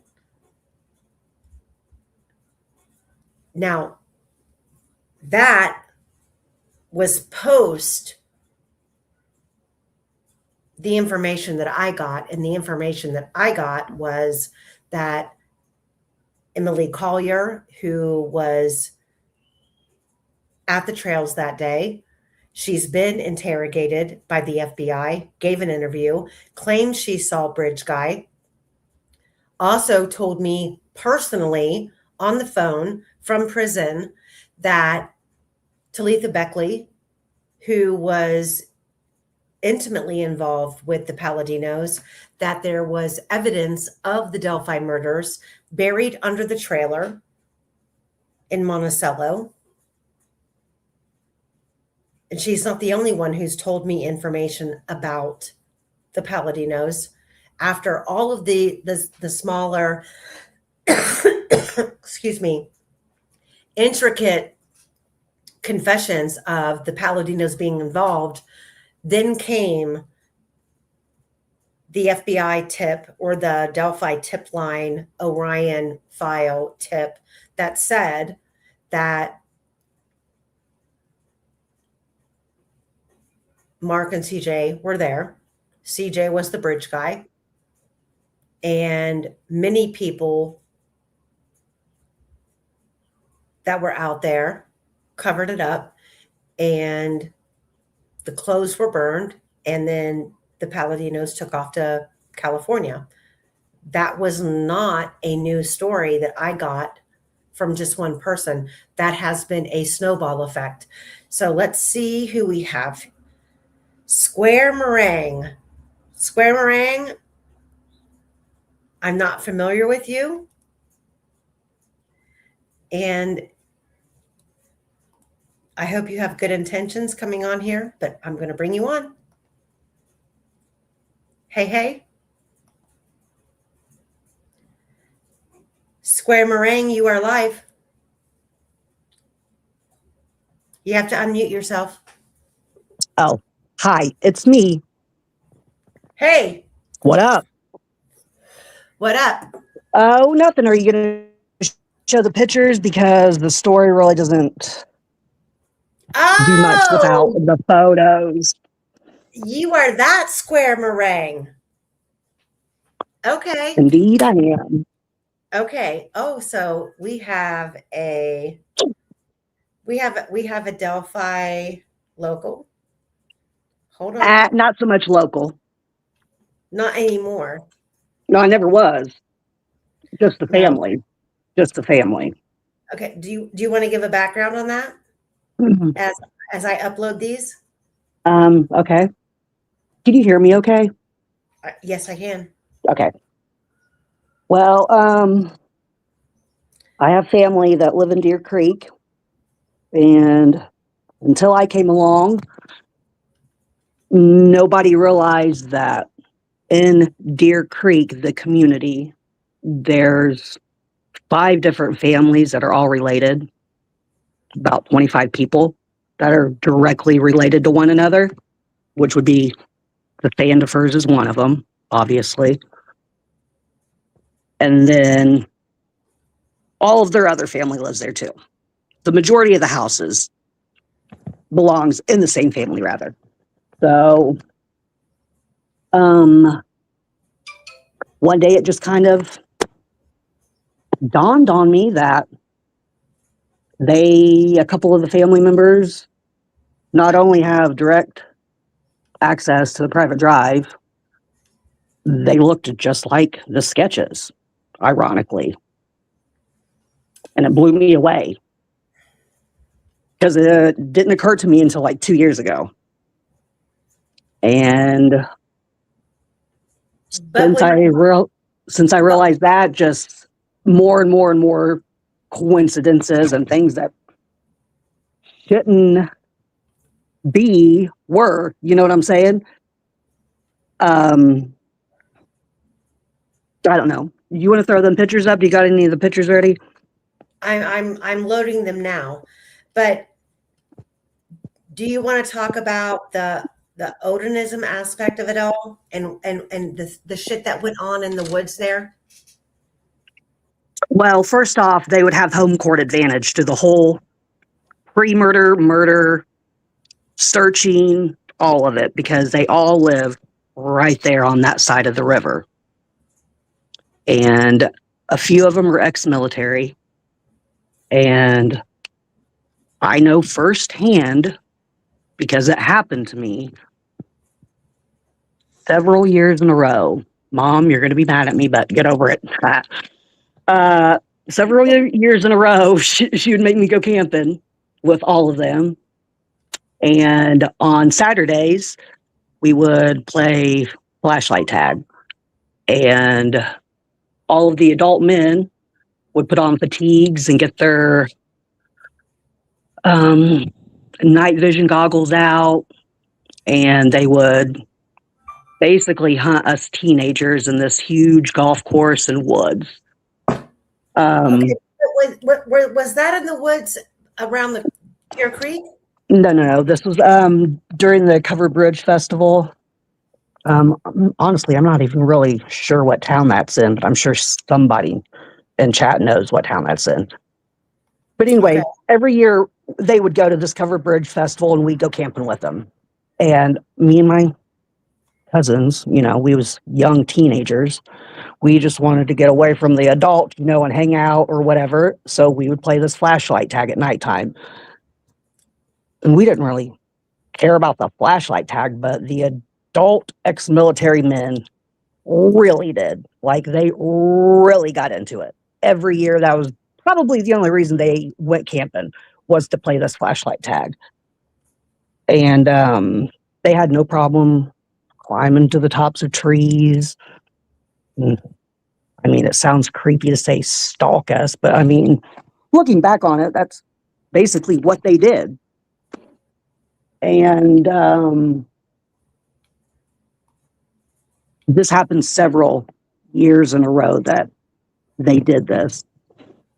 And once I realized that all of that family that lives right there, 2 of them look just like the sketch. This hunting me as a kid was rather creepy, They know the land. They know the bridge. They would have known Kay Weber's out of town.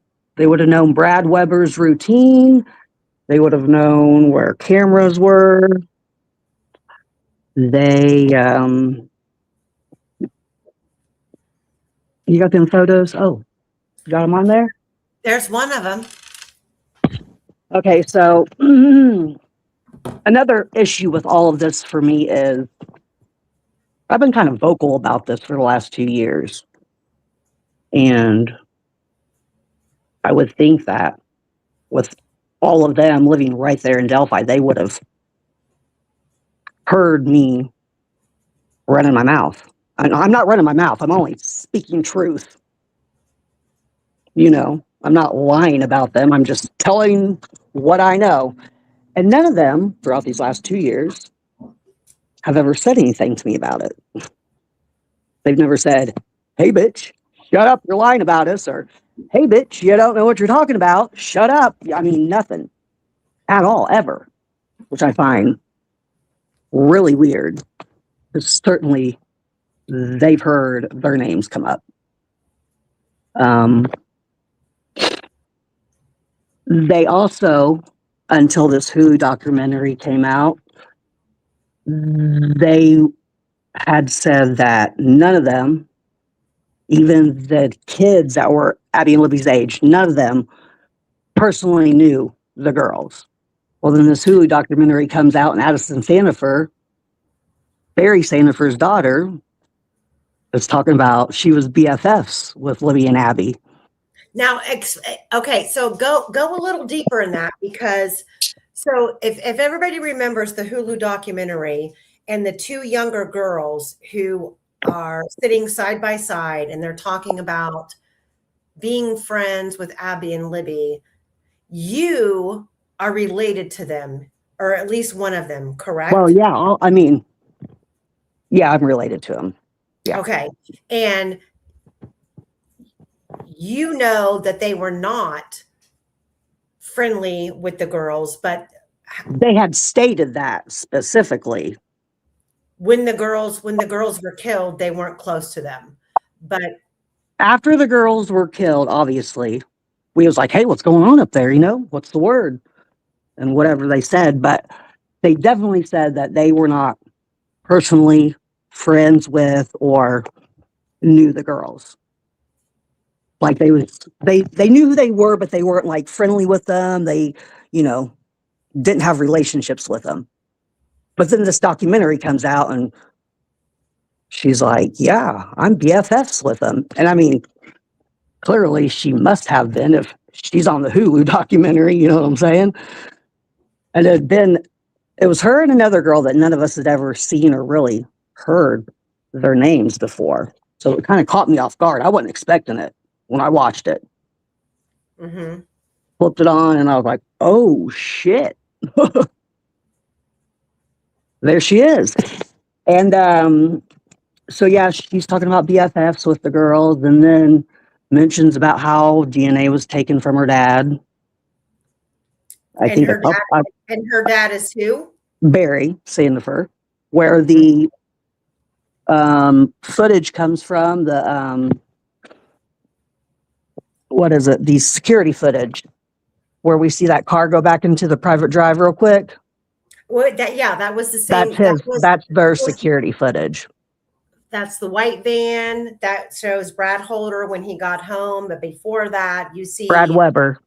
Brad Weber, not Holder. Yeah, Brad Weber, white van, and then you see the white car that was going into the private drive and then turned around and came back. So that's Barry Sandifer. Now, is just to clarify, because I always get all of them confused. That's a lot of people and it's a lot of names. So yeah, go ahead. What's your question? So is Barry a twin? Yes. And his brother is Brett? Correct. And which one? Brett's son is Bryden Sandifer, who was apparently supposed to hook up with the girls that day, but decided not to and went and played basketball with his buddies or whatever. Okay. And which one of them, if either of them, were in the military with Westfall and Holder? Well, definitely, well, this is another new name. Gary. That's another one of the family members that live right there. He was in the military and went overseas with them, and Brett also was. Apparently, Brett and him and Patrick were pretty good friends. Brett was the one that I guess helped forge documents to help get Pat to come home early. Do you remember when his ex-wife? So apparently Patrick Westfall forged documents in order to get out of the military early. And one of the Sandifers, which one was it? Brett, helped him with the forgery of that paperwork that got him released from the military. And I think he went to a military hospital. Yeah. In Kentucky. Yes. And then he got released, but it was all a concocted plan. Yeah. His ex-wife said it was some bullshit, like he got bit by a bug or something. And it was not at all the big deal that he made it out to be. But anyway. Okay, so I have a question. Yes. And I don't think I've ever discussed this on the channel before, so this might be a banger. So, there's been a lot of talk about there being parties or militia meetings at Ron Logan's property. There's been a lot of talk about different people shacking up at Ron Logan's property. Now, because I know we're not going to divulge who you are, but I mean, you and I have been in communication for what now? I know it's been over a year. Yeah. And I've been begging you to come on and talk. I don't know what made today the day, but I've been begging you to come on and talk. And you have a lot of family connections. And I know that it appears like it sucks for you. And my heart goes out for you because you are caught on the fence of being loyal to a family and then. Oh, no. I'm not loyal to them. I'm loyal to Libby and Abby and Rick Allen. And see, that's what's crazy to me. Like, I've always tried to tread on. I'm not blood to them. I'm adopted. I'm not blood to them. So they don't mean shit to me, honestly. I'm really irritated that they haven't came to me yet and been like, look, let us explain all these coincidences that have happened that are really strange looking and really suspicious. Nobody's done that. And it's bullshit. Because the only reason I haven't came out and said anything is, first off, there's so much more than what I'm saying. There's so much intricate stuff that nobody's going to understand, honestly. And I'm just going to be spinning my wheels saying it. Nobody's going to understand, and they don't know them like I do. And I mean, this has changed my life, and not in a good way. And it haunts me, and I hate it. And I just want closure. I just want to know why are all of you guys so suspicious? Why? I just want some answers, honestly. So one of you guys, I know you know who I am. So can you get a hold of me and let me know what's up? I got questions. I got a lot of questions. Well, you know that I have tried to handle you with care gloves, and I know that this is the family that you were brought up with to a certain aspect, and I've been mindful of that. But you have been persistent with, why aren't you talking about these people? Why aren't you talking about these people? And it's because I need validity, and here we are. But anyway, so have you showed any more pictures than that? You need to show like the father. First off, the sketches. My family members that look like the sketch is a father-son duo. They live for Teresa Leipert's next door neighbors. Direct access to the private drive. They look just like the sketches. When I realized this, first off, I only realized the son looking like the sketch. And I was like, holy shit. It wasn't until months later that it dawned on me that the dad looks just like the Old Bridge guy sketch. Look at the way he's standing. Look at his way he holds his arms, his posture. You just got to show more of them. The photos. The photos is what blows it out of the water. I have more uploaded now, but I want to finish this question. So, and this is something that was brought to me a long time ago, and I don't think I ever. Yeah, you asked me, and I was sure going to ask, and I don't know anything about it. I'm pretty sure. So, it was brought to my attention. So we keep going. Everybody keeps pointing at Ron Logan's property and who was staying there and who wasn't staying there, yada yada yada, and everybody was talking about motive. And I was told, and this could be a complete falsehood, a complete imaginary story, that Anna Williams was having an affair with Bryden's dad. And Libby knew this was going on, and Libby told Bryden's mom. So Bryden's dad was kicked out of the house, and that's why he was staying at Ron Logan's. Have you ever heard that? Yeah, I don't know anything about that. I didn't know Brett. I mean, I don't really even know Barry. Barry married my cousin. Okay, so so annex that.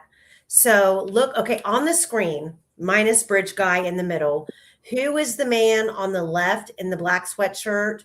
And then who is the man on the right? Are they the same person? Who is it?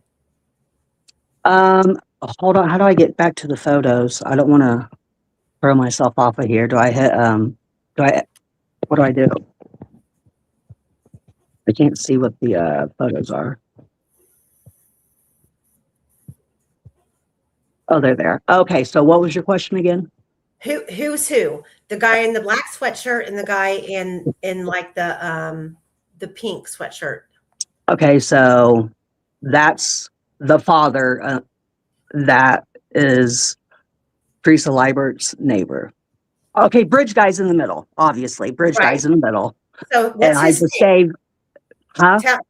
I need more than he's Teresa Leibert's neighbor. What's his name? Andy Haas. Hass? Hoss. And see, that's another thing. The reason that made me realize all this was because I was listening to Sleuth Intuition, and he said James Haas. I misheard it, and I thought I heard James Haas. And I was like, hey, that's my cousin. And I looked it up. I was like, damn, he looks just like that freaking sketch. That's what got me on to all of this. And it just happened to be February 12th, 2 years ago, the day before the murders. And it just seemed like it all lined up for a reason, you know what I'm saying, that I realized all of this. So Andy Haas is the dad, JT Haas is the son. Okay, so is this the dad in the black sweatshirt and JT's on the far right? Mm-hmm. Well, I mean, both pictures on either side of bridge guy, that's the same guy. I'm just giving it's the same guy. 2 examples of him standing there. Okay. To compare how much he looks like the bridge guy. Okay, so let's talk about these guys.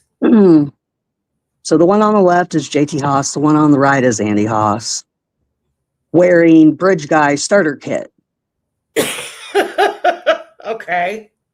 And that black baklava or whatever it's called, that apparently somebody's seen somebody with a face mask on. He just so happens to have both of those things on. Can you put the sketches, the photos of them next to the sketches up? This photo right here is just showing how much JT is the first photo in the green shirt. The other 3 obviously is Anthony _shots. So if you wanted to go that route, he looks a lot like Anthony _shots too. If he was somebody was trying to trick them. I don't know. That's not necessarily the route that I go with it though. You got the sketches? No, I don't have the sketches. Did you send me I don't have sketches. Hold on. I won't. You've definitely got them. I won't be able to send them unless I Hold on. I'm looking. back out of this. Okay. Hold on. I do have them. Hold on. I gotta pull them in. Mm-hmm. So, tell us why.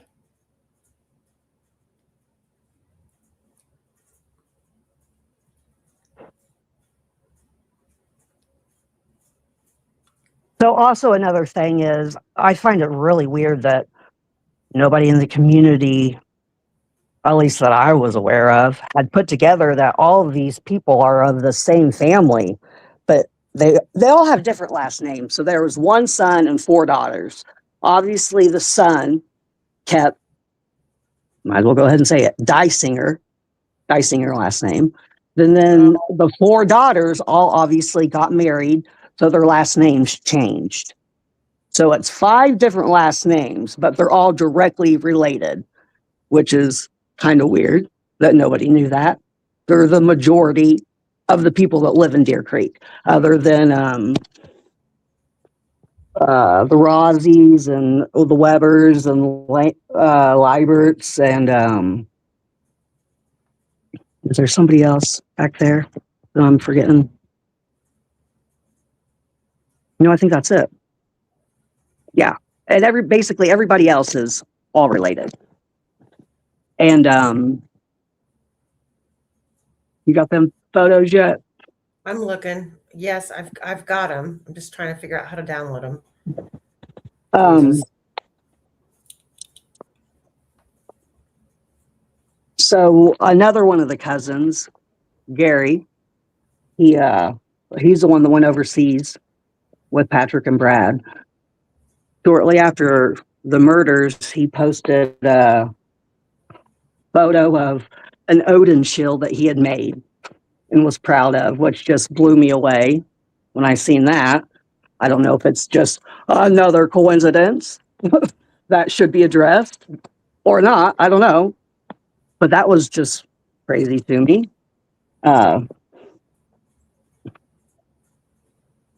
There's just so much stuff. I just don't even know what direction to go with it. Let's talk about your mom. Huh? Let's talk about your mom. Oh, well, okay. What do you want to talk about? How many times how many say. times you've confronted her about the family's involvement in this and she shut you down? Well, the first initial time I just happened to be at her house when I heard Sleuth Intuition say that. So her and I both seen the comparison of the sketch and JT at the same time. And her initial look said it all for me. She knew right then and there, as much as I did, oh shit, this don't look good. And from then on out, I mean, she knows Rick Allen's innocent. She's fighting for Rick Allen. But she's also family to these people. And I mean, she's probably listening right now. Hi, Mom. Yeah, it's it's tore us apart a lot. The people that you're talking about all live right there in the vicinity of the private drive. Yeah, in Deer Creek community. Yeah. Is this the photo that you were looking for? Yeah, the up close of Andy with the sketch too is just absolutely remarkable. And so what would be what in motive? I have no idea. I know that's what you're going to ask. Motive? I have no idea. There's just so many coincidences at this point. It just seems astronomically impossible for this many things for this family to be having questions about. I've got questions and questions on top of questions. Okay, give me your thought. Give me your top 3 questions. Why have they said that they were not personal friends with the girls? And then Addison shows up in this documentary. Also, Barry Sandifer is Facebook friends with like 80, which is bizarre. Okay, wait a minute. You cut out there. Barry Sandiford said you said he's Facebook friends. He's Facebook friends with about 80% of the Delphi characters. From the cops to the grandparents to the judges to family, the drug dealers. I mean, he is friends with a large majority of these people, including the girls he was Facebook friends with as well. And weren't some of these family members of yours a part of biker clubs? Not that I'm aware of. They weren't? But I have never seen any of them ride a motorcycle. Okay. Not at all. But it's been said that Barry and his direct family practice Odinism, I believe.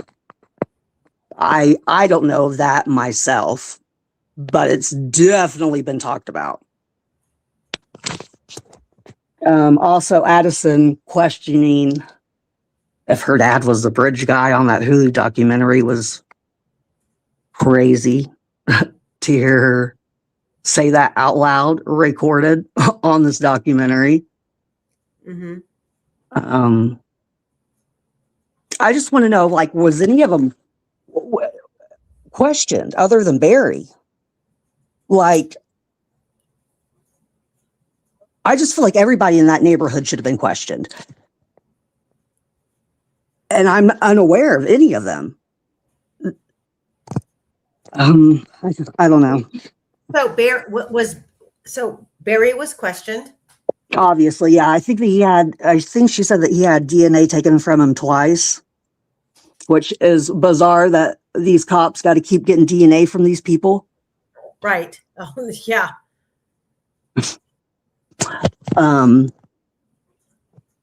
Also, another weird thing, Barry's brother, Brett, the one whose son is Bryden, all these B names, all these double names in this whole case is just too much. But anyways, Bryden was supposed to see the girls that day and didn't. The day after the bodies were found, he sold I got it. A knife on Let It Go, yes. I think. On Let It Go.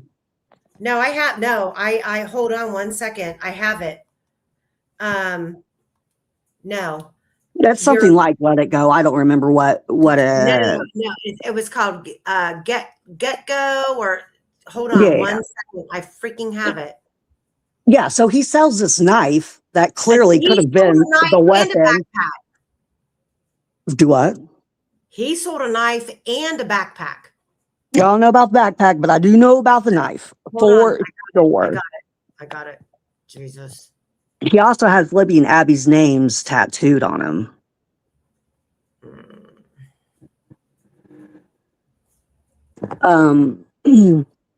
There's also photos of JT and a bunch of his friends on the bridge, and they are on one of the platforms. There's like 5 or 6 kids on a platform.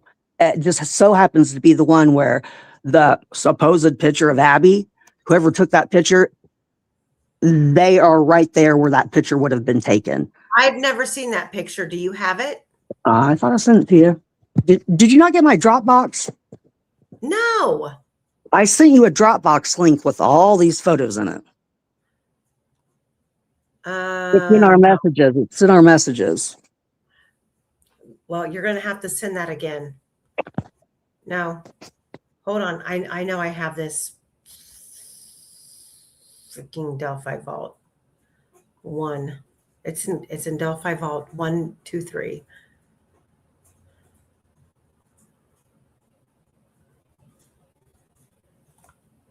What the hell?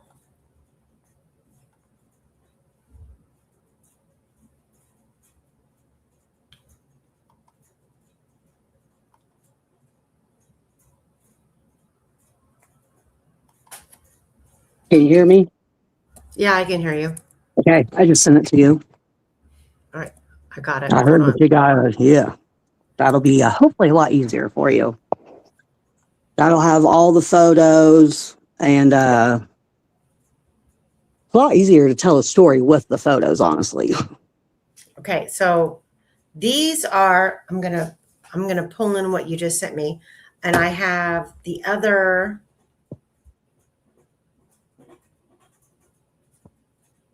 I just want some closure on this. I hope you all understand that. I'm not like trying to be a rat or a bitch to these people or nothing. It has ruined my relationship with my mom. It has ruined my life. Y'all don't even know what I've been doing trying to get information. I go undercover. I be doing some sketch shit, but I've been getting information. And it has taken over my life. Not so much right now because I went a little too far. So, guys, I have been communicating with her for over a year. It's probably closer to 2 years, and I've kept her information under wraps because I've been waiting for her to feel comfortable to come out and share. And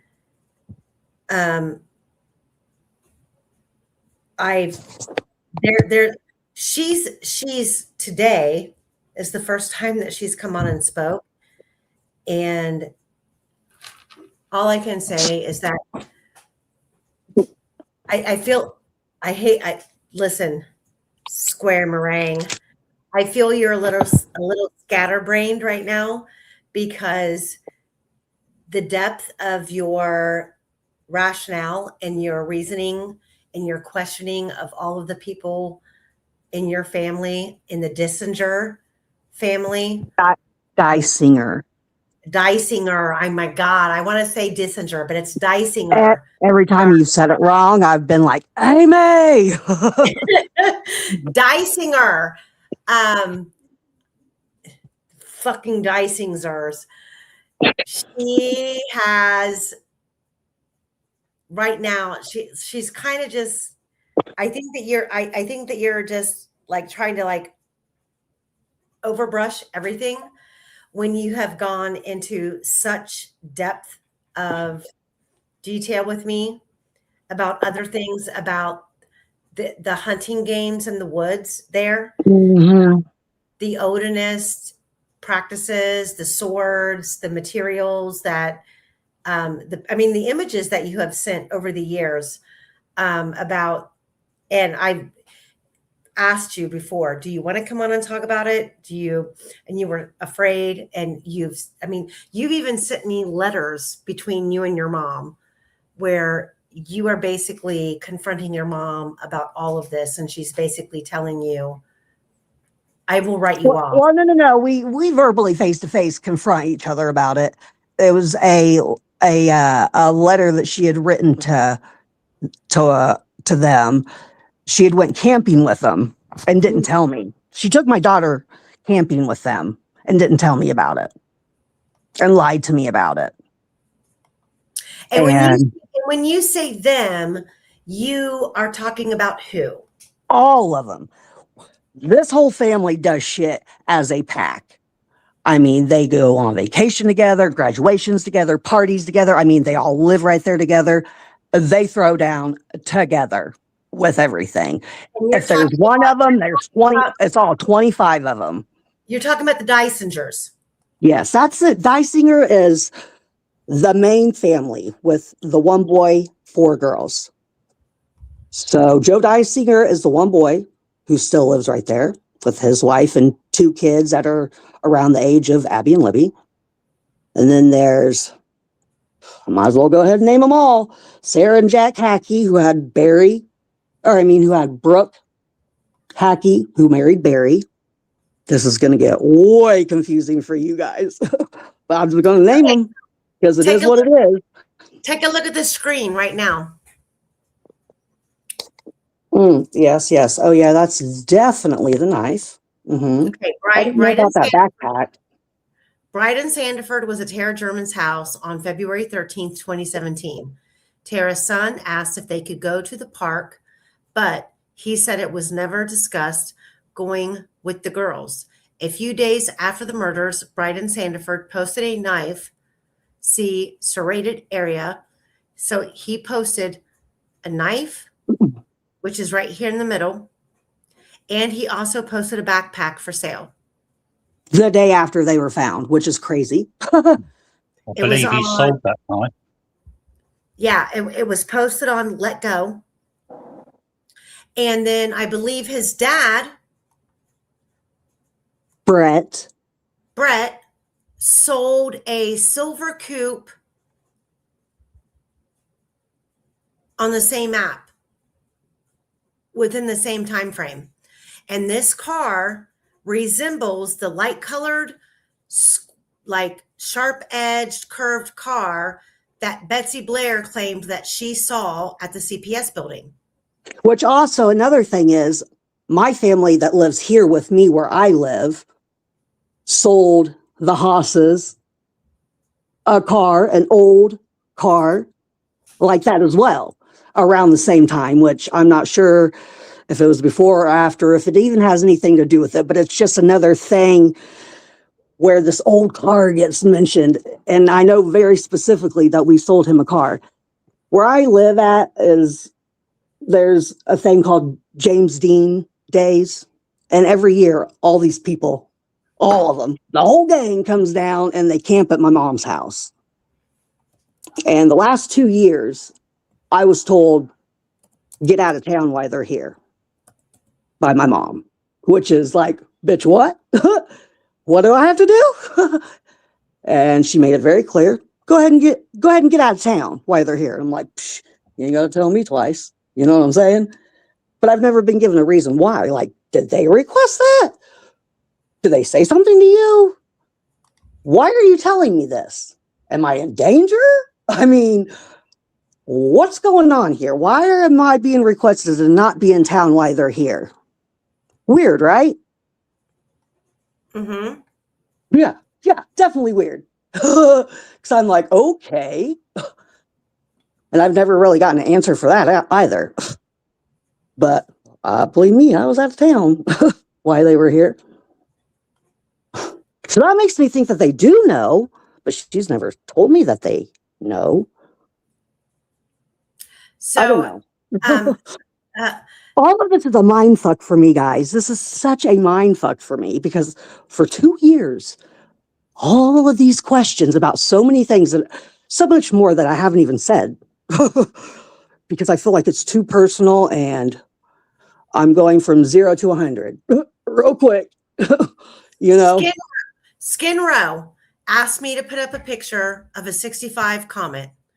On the screen right now is a 65 Comet. I think what they bought from us was a silver Le Mans. And there is the car, the silver coupe that Brett Sandiford put up. I'm sorry. I do have that wrong. They bought a yellow, what was it? Cougar. Well, a yellow cougar is what they bought from us. However, where we live, like I said, we have James Dean Days around here where all the old cars come into town. You know what I'm saying? It's like a 50s kind of vibe. So, you know, my grandpa would collect them old cars back in the day, you know, so we had a bunch of them. And when they would come down here, they'd always admire them, you know, and shit. And they eventually, I think, bought at least 2, maybe more than 2 of these old cars from us from that era. Like what old girl talks about, the whatever you just said, Betsy Blair and the well, the issue is that Betsy Blair, who saw young bridge guy sketch that matches. Hold on, where'd it go? Matches this young bridge guy sketch. Yeah, with the brown poofy hair, an attractive person with brown poofy hair, younger guy. That's JT. For me, it is. I mean, I know everybody thinks that young bridge guy looks like somebody, but for me, it's JT. This young bridge guy is who I believe is Daniel Pearson. However, yeah, I know. She saw bridge guy at approximately 157, 158 at the bridge. Then she did her final loop and she left the trails. According to the state, she was seen on camera at 2:18. Now, according to our walk and timing, even if you walk at a medium pace, she couldn't have been seen on the camera at 2:18. She would have still been walking on the trail and been halfway back from the halfway back from the Freedom Bridge to Mears at 2:15. So she couldn't have her third loop is in question, in my opinion. But she said when she left the trails, and she was seen passing the Hoosier Harvest Store camera at 2:18. She's seen a light colored car that looked like this, a 65 Comet. And she said she knew it because her dad owned one. And she drew the outline of the car to show the sharp edges of the vehicle, and said that was the car that was parked at the CPS building at 2:18. Well, technically 2:18 and a half, 2:19, when she was leaving the Monon High Bridge Trail. Now, you've got Bryden Sandiford, who was supposed to be out there on the trails with the girls. He was invited to be out there, which in none of the phone data do we have any indication that Libby or Abby was communicating with Bryden about meeting them out there. Same with Max, though, too. So, and we all know that that Max talked to her. I mean, they left out a lot of the phone data. Max Snowberger, yes. Max Snowberger was in communication with them. Bryden was in communication, according to Detective Vito. Anthony Schott's account was in communication with them. We have none of that other than Libby communicating back and forth with a boy named Tyler, who, when you do a search trace, when you do a search trace on his phone number, it goes back to Monticello. So whatever phone he was using, it was based out of Monticello. But after the murders, we have Bryden Sandiford, who claims to have been at Tara German's house on February 13th. Now, let me remind everybody that Tara German was supposed to be at Becky Patty's working for Becky on the 13th. We're just going to pass over all that. Tara's son asked Amy. Yes. Tara is supposed to have arrived just after 1 o'clock to work at Becky's. Do what? Tara German is supposed to have arrived just after 1 o'clock at Becky Patty's to start work. Yeah. And I also have a screenshot of Tara German herself saying that she left Becky Patty's house when she got the call that the girls were missing, and she had to hightail it over to the trails. She left Becky Patty's house at 4:11. However, Cheyenne Mills says when she was leaving the trails, she saw Derek German in a car with someone that appeared to be a drug deal at 4 o'clock. And throughout the trial and throughout all of the filings, everyone wanted to make it out as if Tara German was the female sitting in the car with Derek German. So back to this post here, Tara's son asked if they could go to the park, but he said it was never discussed going with the girls. A few days after the murders, Bryden Sandiford posted a knife for sale on the Get Go, Get Out app, whatever. Tara German, look at the post to the left. Tara German said, Bryden was at my house the day this happened. My son asked if they could go to the park, but he said it was never discussed going with the girls. Why is that relevant? Unless it's relevant. Then you've got... If I remember correctly, Bryden said the reason he didn't go to the trails was because he had something to do with his father that day. Well, we know that that was also Max Snowberger's excuse.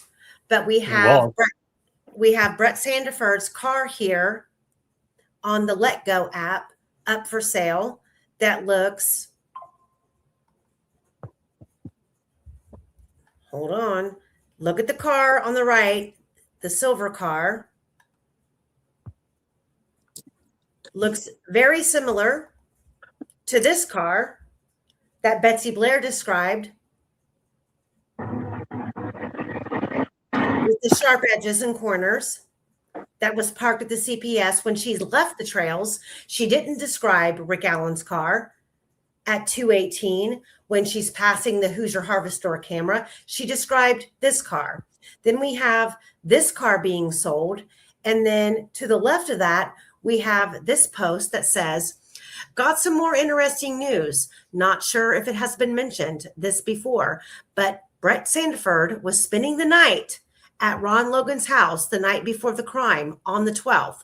He was surely there the morning of the crime on the 13th. And he could well have been there at 12:30 p.m. when Ron Logan left for Lafayette. Well, first of all, Ron Logan didn't leave for Lafayette at 12:30. If it is true, this places Brett Sandiford right at the scene of the crime at the very time that the crime was happening. Furthermore, Brett Sandiford owned a silver coupe that looks remarkably like what Murr and I call a vehicle in the photo with Abby in it. What the fuck? We felt that this car was light-colored coupe. Brett Sandiford put his vehicle up for sale very soon after the crime. Hey, can I answer a couple of questions real quick? Sure. Josh Dysinger is not part of this family. Okay. Somebody said that he is not part of this Dysinger family. Confusing, I know. However, he is not. And then the Flora pizza joint with the Chomo, man, I cannot link that Sandifer with my Sandifers. I can't. I've tried and I've tried, and I feel like he is a brother or a cousin or something with Brett and Barry, but I can't find it. If somebody knows, I'd like to know for sure. However, it is strange that he is a Chomo and a Sandifer and lives in Flora, and Ron Logan apparently went there and had the beer. You know what I'm talking about, right? All that, Amy, right?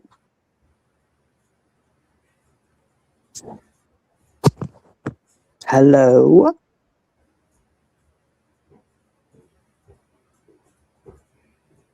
Sounds like Amy's dropped off again. Okay. Well, you Give her can a still couple of hear me seconds, though, she'll be back right? Yeah, she'll be back in a couple of seconds normally. I'm Oh, here. yes. Okay. Can you Okay, hear I me? hear you. Yes, I hear you now. Okay. Sorry. And also there was something else. Will you show the rest of the photos? Because the photos really, I mean, if you could just go one by one, I can give you what I know muscle memory on what it Okay. is factually. So I'm not just here just trying to free ball stuff. So, okay, I just the ones that you sent me yesterday is this one, and this Do one. the Dropbox. The Dropbox has all kinds of different stuff in it that I can give factual facts about. Happy 420, everybody. Happy 420, by the way. Quester, are you in for the long haul? I can speed round these real quick. Bam, bam, bam, what it all is. I mean, it won't be opinion. It'll be fact. I'm going to have to share my screen. Can I have control of the showing of the photos, or is that just you? That's just me. It's not my choice, but it's how it goes. Okay. Hold on.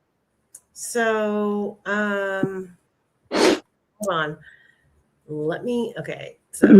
So also, I sent some screenshots of some Facebook posts, which are just like, okay, guys, how ironic. Specifically, there's a couple of them with very specific dates. You'll see it. And just some of the things that are said. it's just like, wow, is this?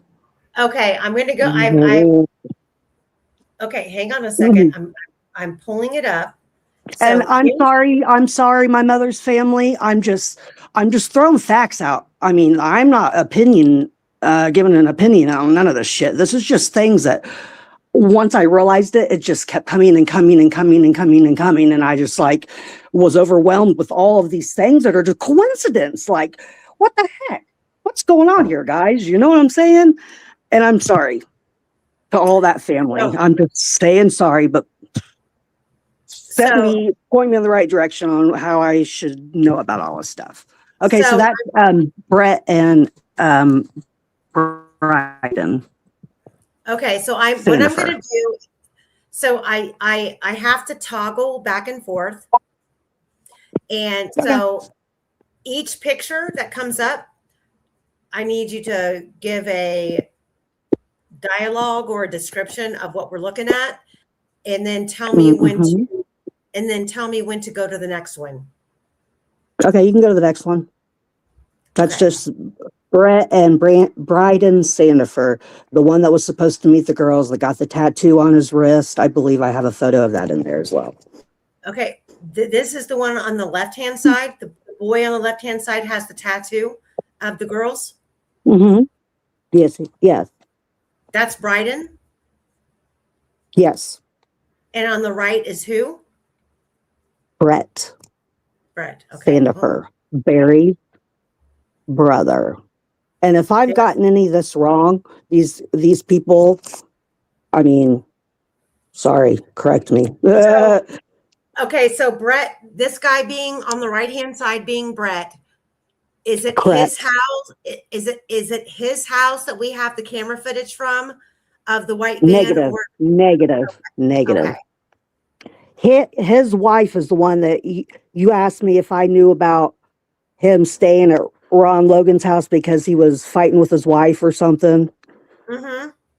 That's that guy right there.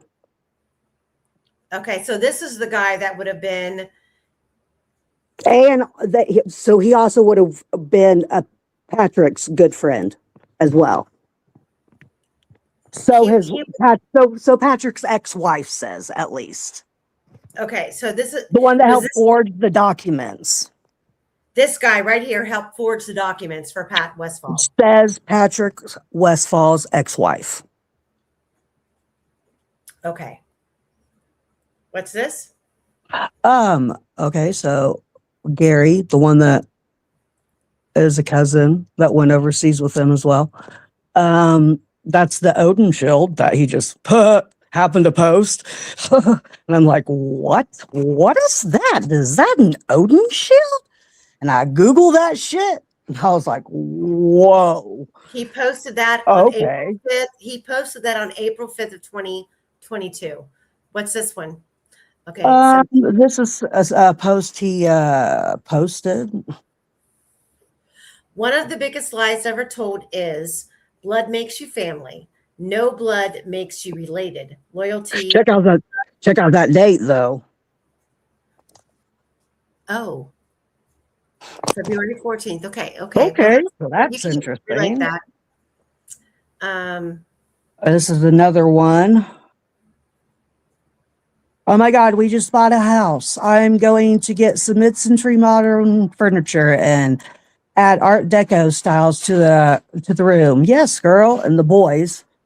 We just bought a house and I'm going to, I can't see it, harden the perimeter defenses, start an urban farm, go off grid as much as I can before shit goes sideways.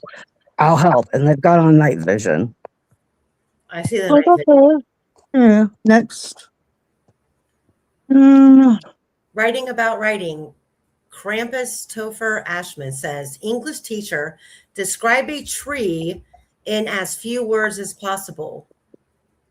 J.R.R. Tolkien, no. Wow. So I guess what specifically caught my attention with this is Krampus. I know everybody knows what's his name? Jesus? What's his name? The YouTube creator. I know, where's the chat? Chat knows who I'm trying to say here. Come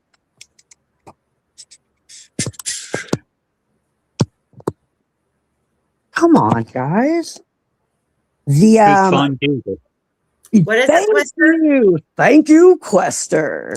True crime Jesus. Yes, he very specifically has a very good, actually, all of his videos are amazing.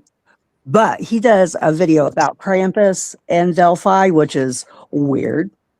Another weird freaking tentacle of the Delphi lore. Anyways, he talks about Krampus, and I suppose that that's probably what got my attention for that one. Oh yeah, and then that Current status, waiting for this guy to knock on my door. Who's that? Another date one. Check out that date, and you can go ahead and read that one. Roses are red, violets are blue. I was beaten with clubs, beheaded, buried under the cover of darkness, disinterred by my followers, and you camaraderate my martyrdom by sending each other chocolates. Whatever the hell that means, but yeah, that date anyways. So this is JT's old younger brother who is also ex-military. Jacob Haas posted this. Yeah. We stopped checking for monsters under our beds when we realized they were inside us. Just a little creepy. This is another JT Haas post. I may not have been my mom's favorite child, but I was the first one she thought of when the police turned up. Yeah, me too. Reward from work for doing good. That was JT's post. Those are binoculars. That is all of them that live there, except for the older lady up front with the yellow jacket on. All of these people live by the trails. Yeah. And are related. Yeah. Oh, so this is where whoever took the photo of Abby would have been standing. That is a platform. Look at all them dumbass kids on that old ass platform. Like it ain't nothing. Sorry, but 1, 2, 3. Yeah. That's crazy, right? Who are these people in this picture? I don't know, but the one back there is JT. I don't know who none of the other ones are. I don't give a shit. That's a lot of kids on a platform. That's crazy, isn't it? Anybody that's been on that bridge, indeed, yes. Have you been on the bridge? Yes, but only to the first platform.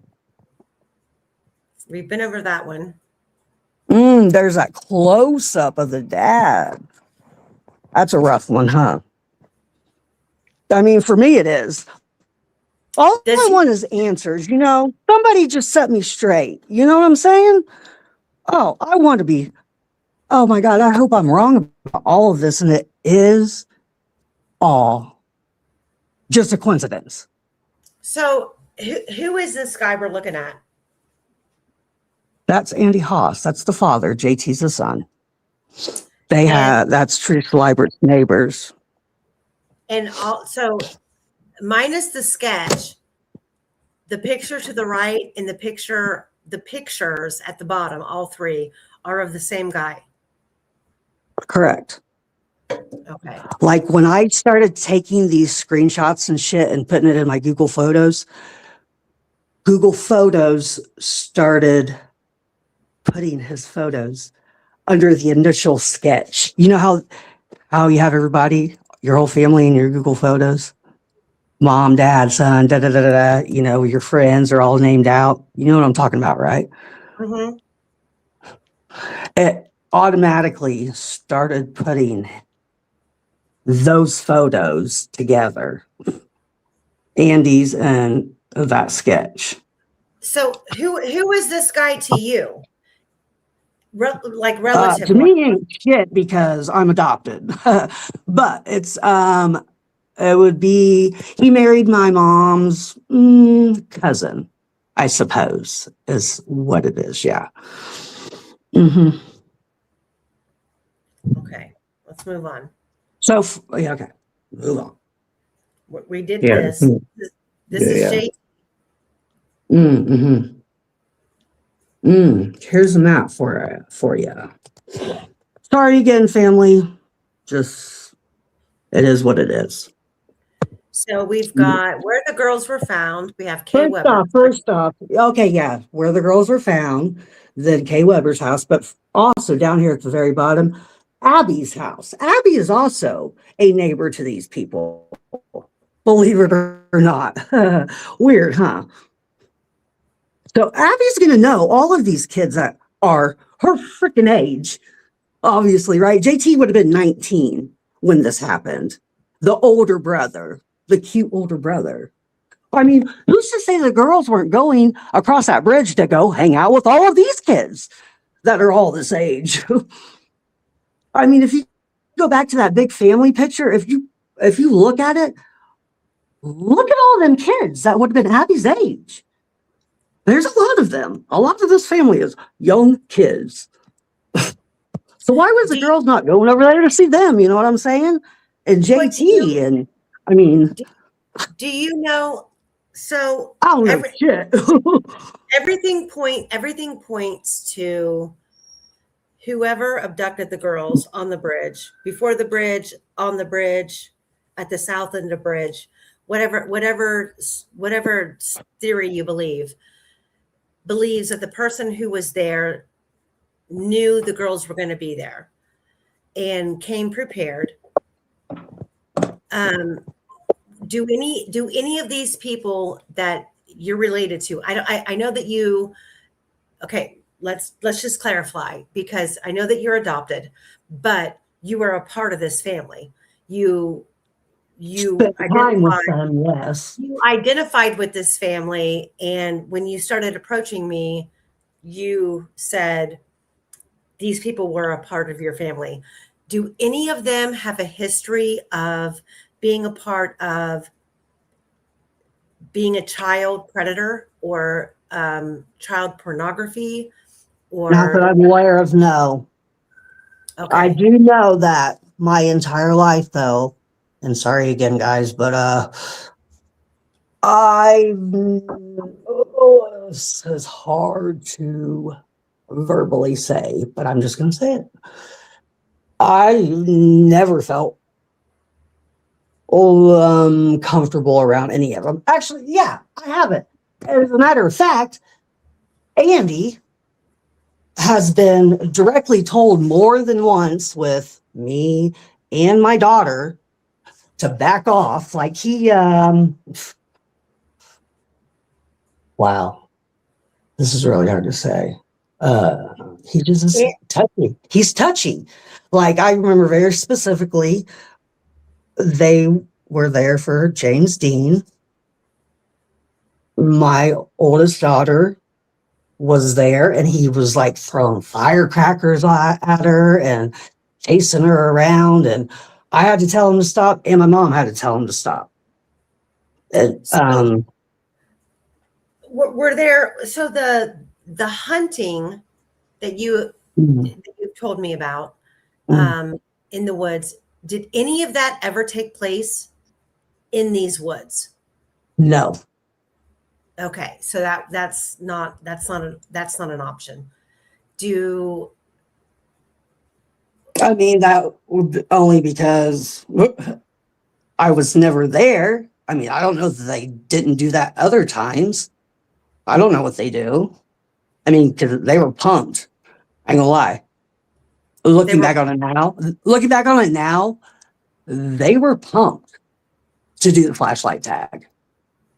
The older men with the night vision. The night vision that they were happy to use. Like, okay, so very specifically, I'll give you the very specific story that sends chills down my spine. I remember me and my cousins, out there trying to get high, get away from, the adults, you know what I'm saying? And we're walking close to the woods, and you'll hear like branches breaking behind you, and you'll spin around, try to see who's behind you, and you don't see nobody, but you would smell a freshly lit cigarette by like a match. You would smell the match and the cigarette, but we couldn't see them. But clearly, they're close enough to where we can smell them purposely lighting a cigarette with a match, letting us know that they're there, and we can't see them. They can see us, though. It's nighttime, obviously, when we're doing this, stuff like that. Looking back on it's such a mind fuck for me. I know it has been, but I think that we have enough people in the chat who are familiar with the case to understand that every open door, every rabbit hole is worthy of being explored. And I know that you and I, for the past year and a half, have talked, and you have, I feel like at points you've been, I love you, but I felt like you were mad at me because I didn't discuss. No, I understand. It's not even a theory. What I'm giving you guys is fact. It's not a theory, it's fact, and it's fringe, and people don't like to hear it. And for me, it's the true Occam's razor. They're right there. They have home court advantage, but I don't know why. I have no reason why they would do it.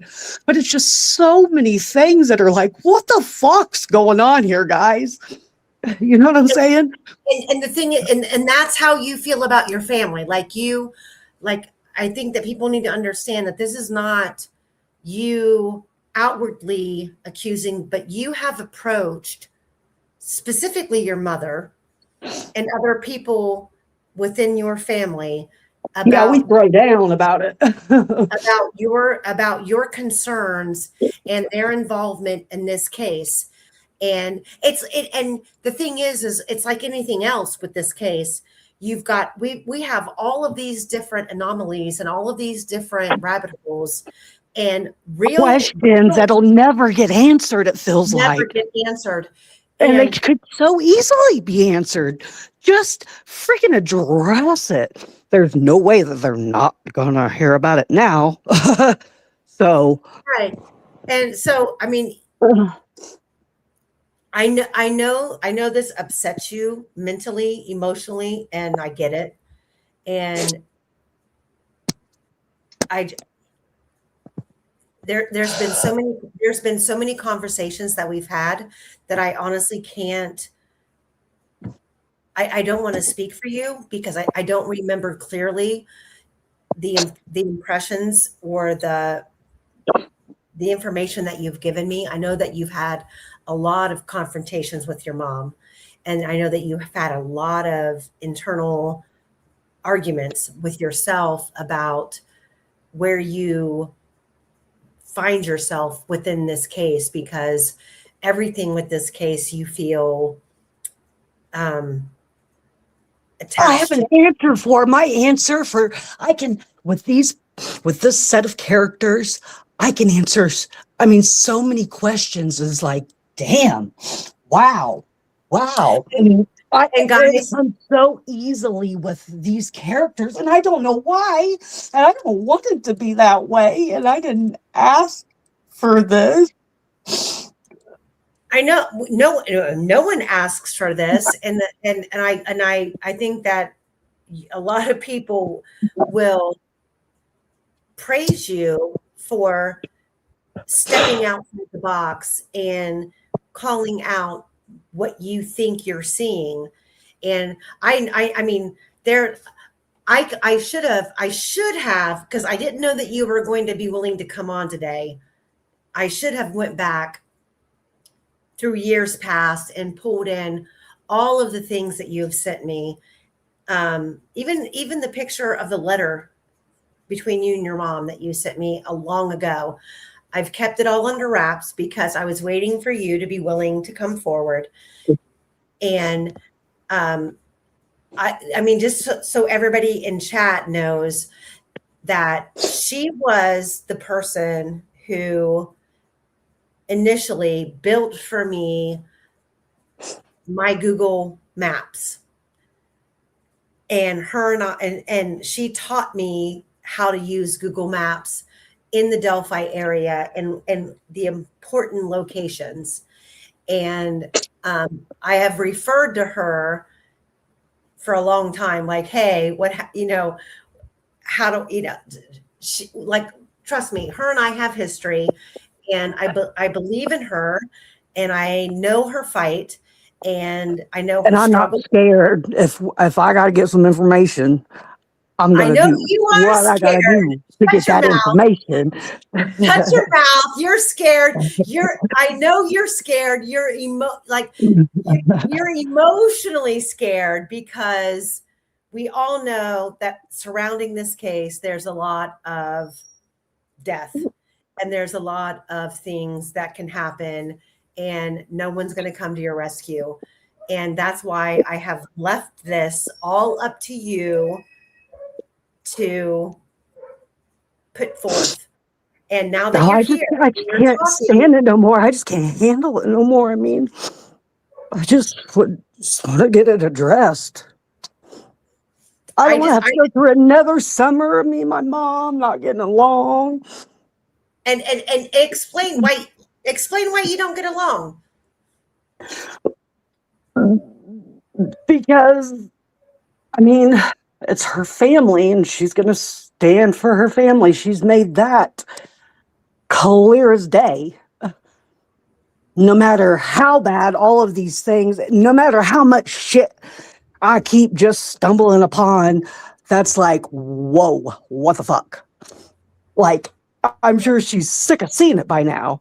I mean, because there for a while, I was on a roll every day, bro. I am the detective nobody motherfucking asked for 24/7. You know what I'm saying? It's if I'm gonna find some shit out, I'm finding it out. And she's probably like, God, this bitch is crazy. Is she ever gonna stop finding shit out that doesn't look good? You know? And I mean, if I gave up for a while because I was getting into too many people's businesses apparently, and do you think that you and your mom's relationship is fractured because she thinks you're full of shit and you are accusing her and her family members of being a part of the Delphi case? Or do you think she is pissed at you because she's afraid that you're onto something? Well, first off, I was pretty much a bitch my entire life to her until probably the last 10 years. Honestly, I was in a coma, and when I woke up out of the coma, my life was completely changed and not by choice. I was no longer a drug addict. The love of my life had died while I was in my coma. I had to move back in with her, and also my personality just changed. And from whatever reason, before then, I was a drug addict and I was a horrible person. I did a lot of bad things. But after that, for whatever reason, I felt like integrity was like number one thing for me. And like I go out of my way to not lie and to just be upfront about everything. And I really try to be the bigger person. And so yeah, I messed up the majority of our relationship, but this was definitely, it wasn't like the cherry on the top. It was like Mount Etna blowing, you know what I'm saying? It was the last straw, and it was a big one. And it just, for me, has not been addressed at all. When you were in a coma and then you woke up, was this before or after Delphi? Oh, this is over 10 years ago. Okay, so it was before. Yeah, way before. So was your mom there for you when you What? were having issues? What? Before you went, was your mom there for you before you had issues and you went into a coma? Oh, I was a drug addict. And I mean, I was an adult. I mean, I lived on my own and stuff. Like, she definitely did not and still does not and would not condone it. I'm clearly the black sheep. Me and my children are not like, and I love my family here. I love them all very much. But me and my children are not like them at all. And Is your it's very clear. I don't know what the way that me and my children are. We just see things different than how my mom and my Aunt Gail does. so Which is very clear.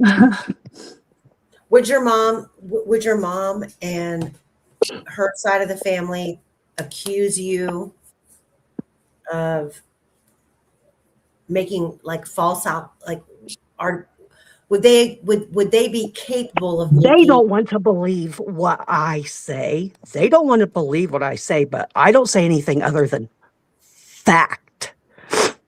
Or if it's not fact, I will say it's not fact.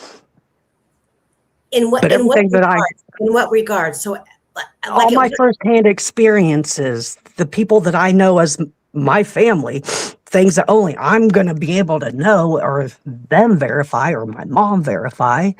I mean, I'm only saying things that I know or have found, like the Facebook posts and shit, that kind of stuff. But like all the family things, personal things are all fact. They don't want to see that clearly. they don't. Okay, so when it comes to your mom, how far out from your mother are the people that you think are involved with Delphi? I hope to God that none of them are involved. I hope, like nothing else, that none of them are involved, and I apologize. I just hope that you guys are understanding and the fact that this is a lot of things. Is it just me, or does this seem like, oh, and this isn't even all of it. A lot of things that like are like, wow, this should be questioned. I mean, considering they do live right there and they all know each other, and the convenience and the home court advantage and just so many things and so many things, right? Or am I just crazy? Like, No, I don't think you're crazy. I'm saying I'm asking which part of your family do you think? So we know that the Dysinger family, Dysinger family that lives in the area. Mm-hmm. How far are they from a connection to you? What do you mean? They are not blood, not at all. They're my mother's family. Okay, that's what I mean. So are these are your mother's what? Sisters, brothers, nephews, cousins? It would be my grandpa Kenny. It's his family. So that's my mom's dad's family. So Brett Sandiford, Not family. Married into our family. married into your family. Okay, so it's My all like my cousin Brittany, yes. And that their daughter is Addison. the one that was on the Hulu documentary. Correct. Beautiful young girl. She's pretty. I mean, she seems like a nice girl. Just, it was not expecting to see her on there and not expecting her to say the things that she said. That was a big shocker. I remember the day me and my mom watched it together. Are you talking about the Hulu documentary? Oh, yeah. And your thoughts were what? Oh, it was crazy. I mean, honestly, I ain't gonna lie. I don't remember. I know it was crazy. And I know at the end of the night, this is the one thing that kind of solidified it for me. Her too, apparently. At the end of it, I was like, so, would you turn your family in for $250,000? I'm sorry, Mom. You already hate me, so I guess it doesn't matter.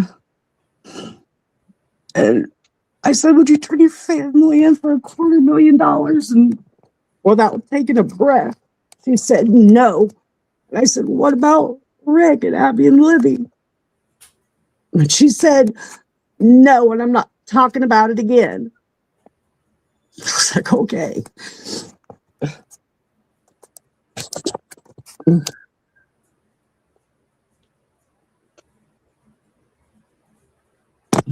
We have a very tumultuous relationship, clearly. I know that you do. And everything that you've not said a lot on, you've not said a whole bunch on here today, but everything prior to today, you've shown me that she's tried to shut you up or cut you off or threaten you, and she doesn't want to answer any of your questions about involvement with any of the family that you have raised with her. And well, she wouldn't know regardless, I don't believe. I would hope not, at least. But I mean, she could be the middleman here on some questions, you know what I'm saying? Something. Don't let it keep dragging on. Somebody do something. You know? well, I mean, what So would like it, a what long would time it, ago, when I was posting on Reddit, a long time ago, I was posting on Reddit when I first realized this, when I was stupid. And as soon as I realized something, I'd post it on Reddit because I just couldn't believe all the shit that I kept finding. And Cryptex was following it. And before I knew him, he made a video about all the things that I was posting. I mean, just in real time, realizing all of this stuff. And I love Cryptex. He's the best. He's so, no, he's just the best. Anyways, he just told, I guess, my story in real time better than what I could have portrayed it. I mean, he dramatized it a little bit, which I appreciate. And it's not what I still think. I don't even know that I really thought that. It was just as things were developing, like in the case with the Odinism shit and me finding all this shit, and Owen JT's friends with Logan Holder. Oh, there's just so much stuff that I just can't even think about it all right now. It's just too much, honestly. I've said too much, and I apologize to anybody that I have misspoken about or hurt or made mad.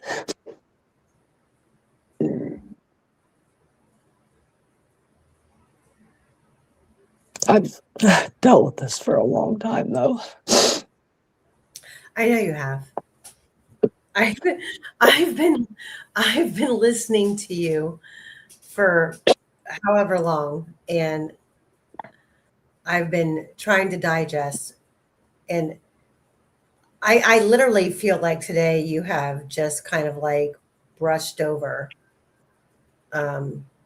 your thoughts and your theories, when I know in our conversations prior to today, there's a lot more. But I feel like everybody in the chat, their heart goes out to you. And I know you are desperately wanting answers in this case. And I know that you feverishly feel that you think there are people that may be related to you involved, and you're the only one in that community who is Jesus Christ. This is the first time that you've come forward and spoke publicly. And if anything happens to you, oh my God, I will freak out. But girl, I commend you for this is just the first step of you telling what you know. And I can't even express enough to people who are watching that there's so much more. There's so much more. Oh, when I told Mr. Baldwin, he couldn't believe it. He had no idea about any of this stuff. It blew him away. But when I told him, it was like 6 months before the trial, and he was going through a lot, and we've kept in contact. I mean, because there's been some major things that I've came across, that he's been very grateful about. And I mean, there's just so much that has happened. I had to quit looking into stuff because I couldn't take it no more. I got a call from someone calling for Josh Chrisman because I was saying too much about him at one point. I've gotten some strange calls from some people in the community that have really caught me off guard, and it scared me, and that was the purpose for the calls. And I had to quit. I was getting a little scared, and I was told to quit, so I did. No, eventually one day we'll be able to tell the whole story. And I know that sucks because I know that most people in the chat are like me. They want all the details. They want all the information. And people don't like to hear it. They don't like hearing something that they've never heard before. It's hard to hear. And I understand that. It's hard to figure it out in real time. Trust me.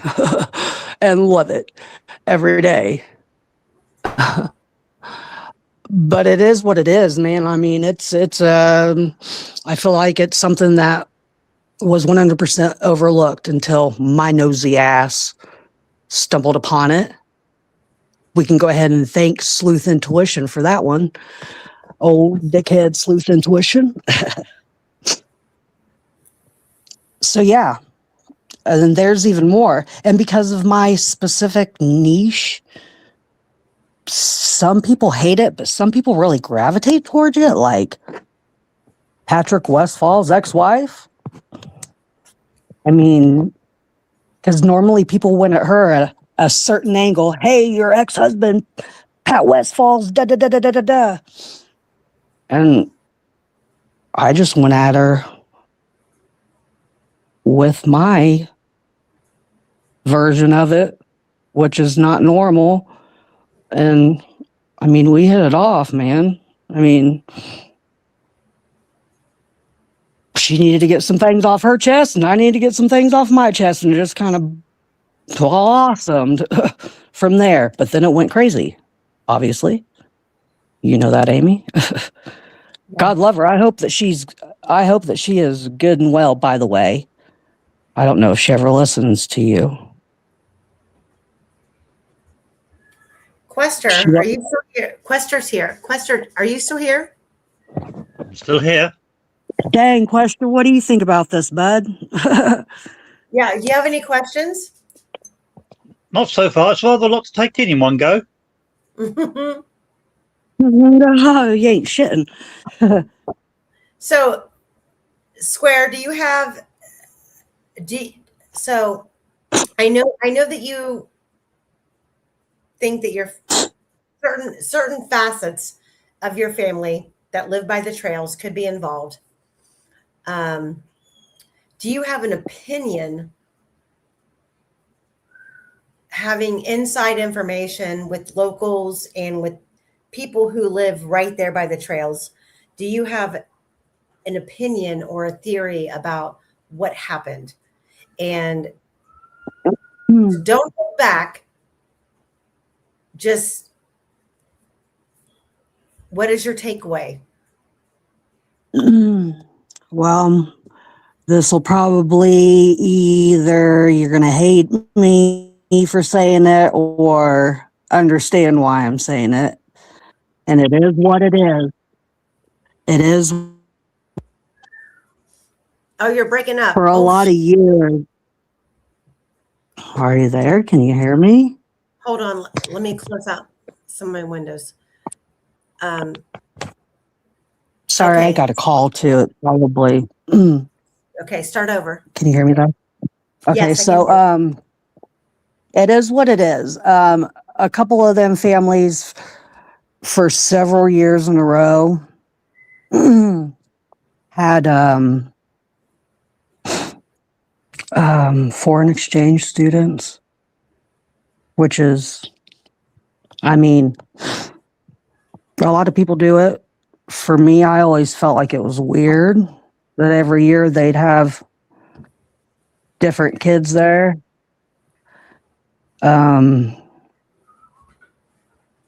What?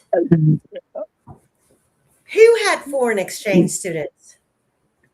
The Hackies did, and the Hosses, I believe, did. Which 100% absolutely does not mean anything, but I've mentioned it, and to some people it has been like, whoa, that's something. Take it how you want. I'm just going to leave it at that. I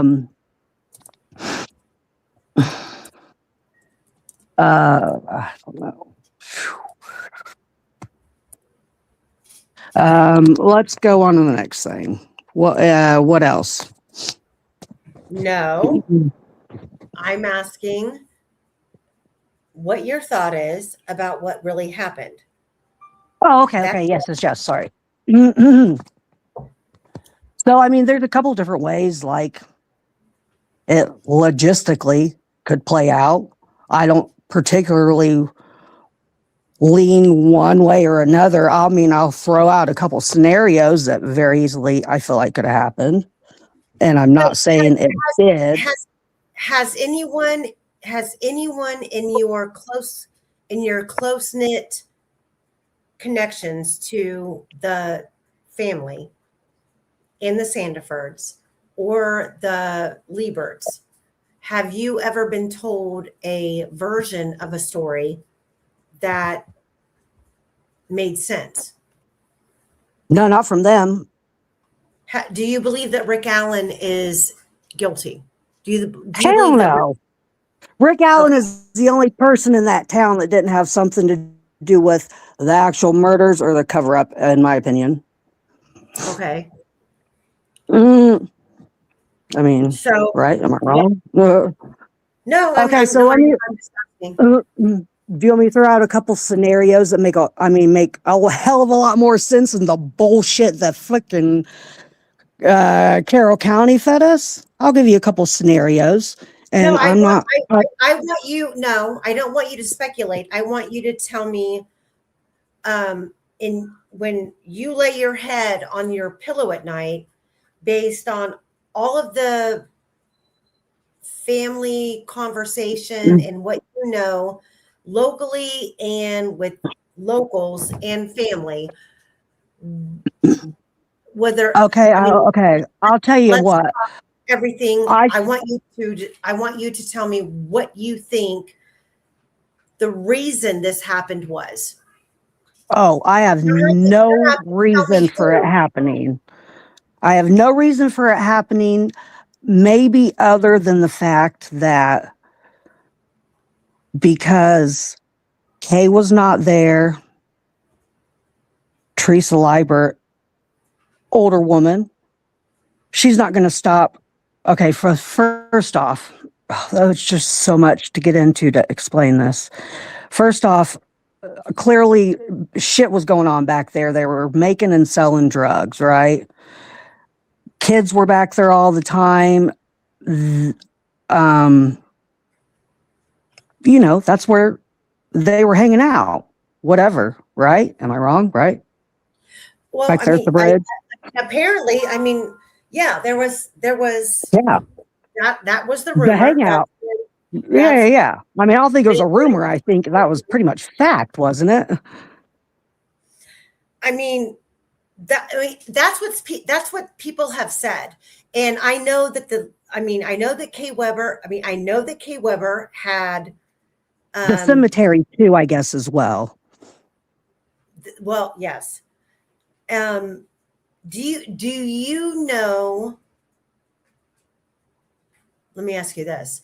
Do you know anything definitive about Ron Logan?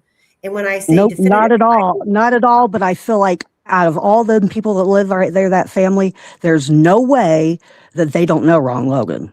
There's no fucking way. Well, no, I believe everybody in the area knows Ron Logan. I'm looking for, so I have been told that on the 12th, that Ron Logan hosted some sort of a militia gathering or a party. Yeah. Right. But I've never been able to prove it. And if I could prove it, that would be fan-fucking-tastical. Oh, you and me and all probably 200 people that's in here right now. Yeah, I can't prove it. What I would like to do is figure out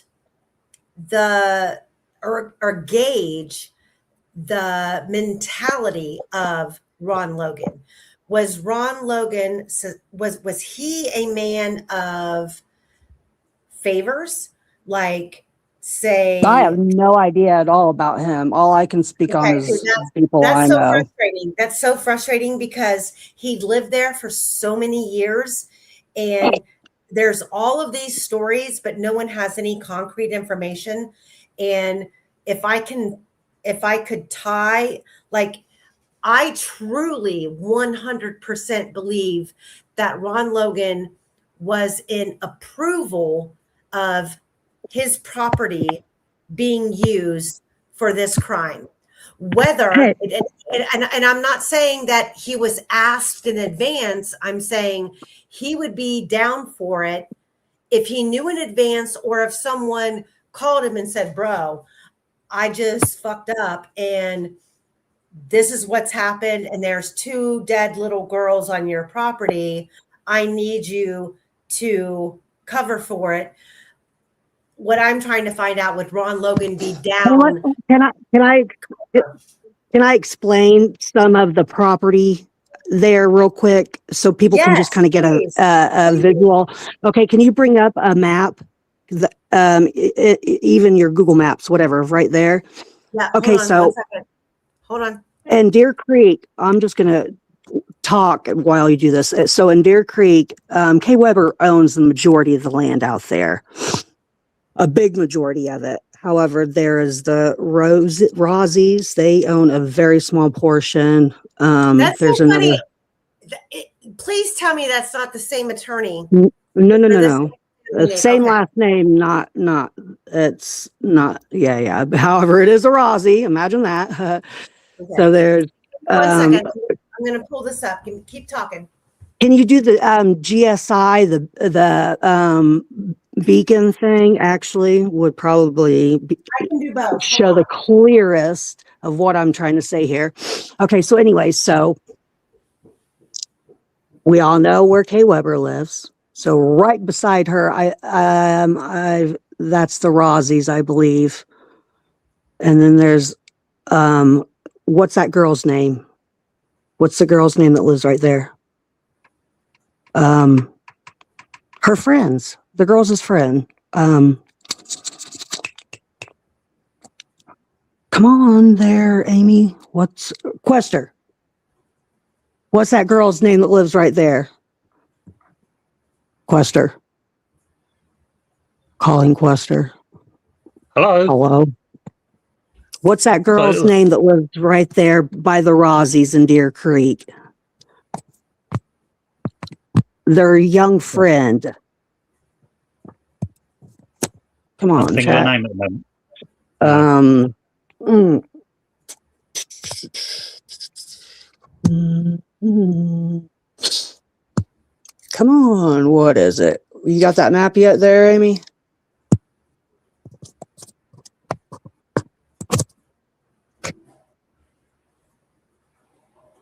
She was on the trail. Mm.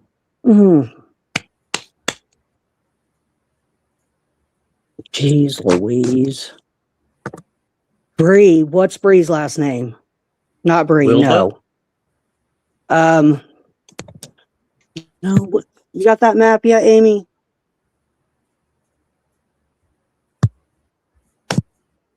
You know when she was on the trail? She was part of the 3 girls or the 4 girls. Rayleigh Voorhees, Isabel Voorhees, Bree Wilbur, Anna Spath. mm, Hold on, guys. I'm coming. I'm trying to get this loaded. What's Rosie? Is Rosie was she one of the teenagers or no? Not one of the group of 4, no. Mm.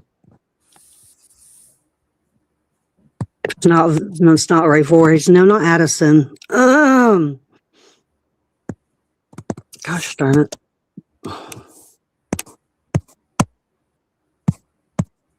I can't bring up a. Not Spath. Mata, yes. What's the Mata girl's name? Madison. Madison Marta. Is it a Mata that lives right there? And Madison Marta was part of a 3 group. Madison Marta, Rhiannon Herrera, and Emily Collier. No, that's still not right. Darn it. Hold on. I got to get on my Google maps and find it. Okay, I'm here. Sorry. I have a 17-year-old golden retriever who needed help going outside. Sorry. Okay, so let me share my screen.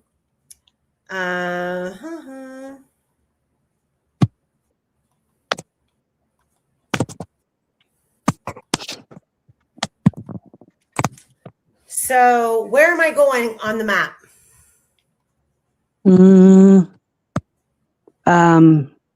Pananda. I have a shit ton. Right there. Go up. Where? Or north. There you go. Now just go in right there where Deer Creek's at. So here's Logan's property. Where am I going from there? Go down a little bit. Hold up. You ain't got everybody named right there? Hold on. I have, hold on. Which map do you need me to pull up? Because this map has, these are all of the places, mostly where the video camera footage was located that should have captured Rick's departure from the trails. Give me an address or give me a street and I can add it. I've got Weber's. Weber's is right here. I've got Logan's right there. Garrison's is right here. What are you looking for?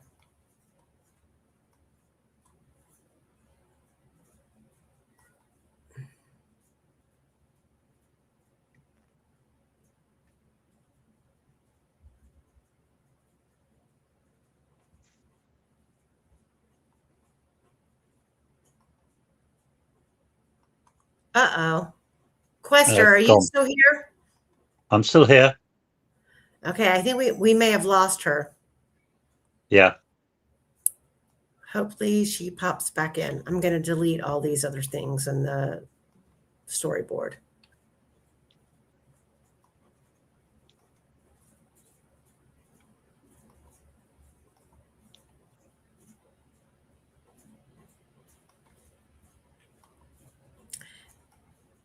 Do you know? There she is. Okay, so Sorry. we lost. No, that's fine. Okay, what are we looking for? Do you have an address or a location? No. Okay, so I don't even know what I was trying to tell you at this point. Well, what was I even talking about before I got sidetracked on the people that live right there? We were Was it looking. So you were talking about a girl who was on the trial. I know, but before that, was it my theory? Is that what we was talking about? We were talking about, yeah, who was on the trail and who lived nearby. And I pulled up the map. I've got on this particular map, because I have like 10 of them. On this particular map, I have the cemetery. I have Logan's. I have. Do you know anything about Chris Neighbors? Okay, so right there at the loop, that is Kay Weber's property. Let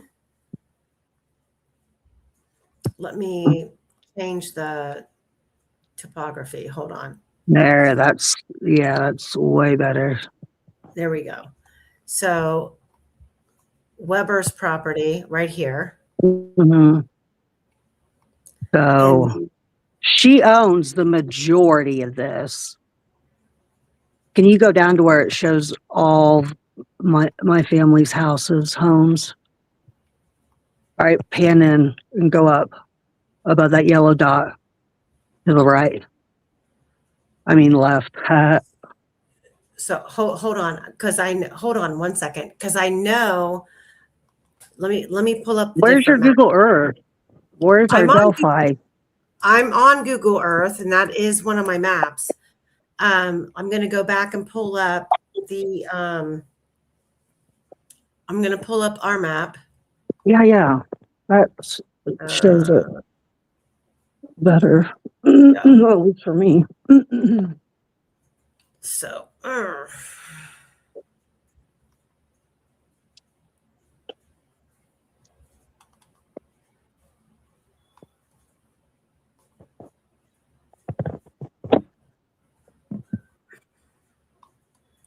So I just always wonder why the girls wouldn't have been going over there to see, all these that are their age, you know what I'm saying?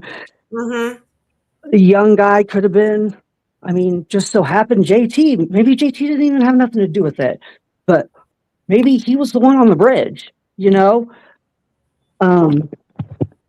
I just don't understand. I just feel like there's a good chance that, God forbid, I just feel like, bottom line there, I feel like there's just too much. There's no way that somebody in that family didn't know something ahead of time or immediately as it was happening or directly afterwards. I find it hard to believe that somebody doesn't know something at some point.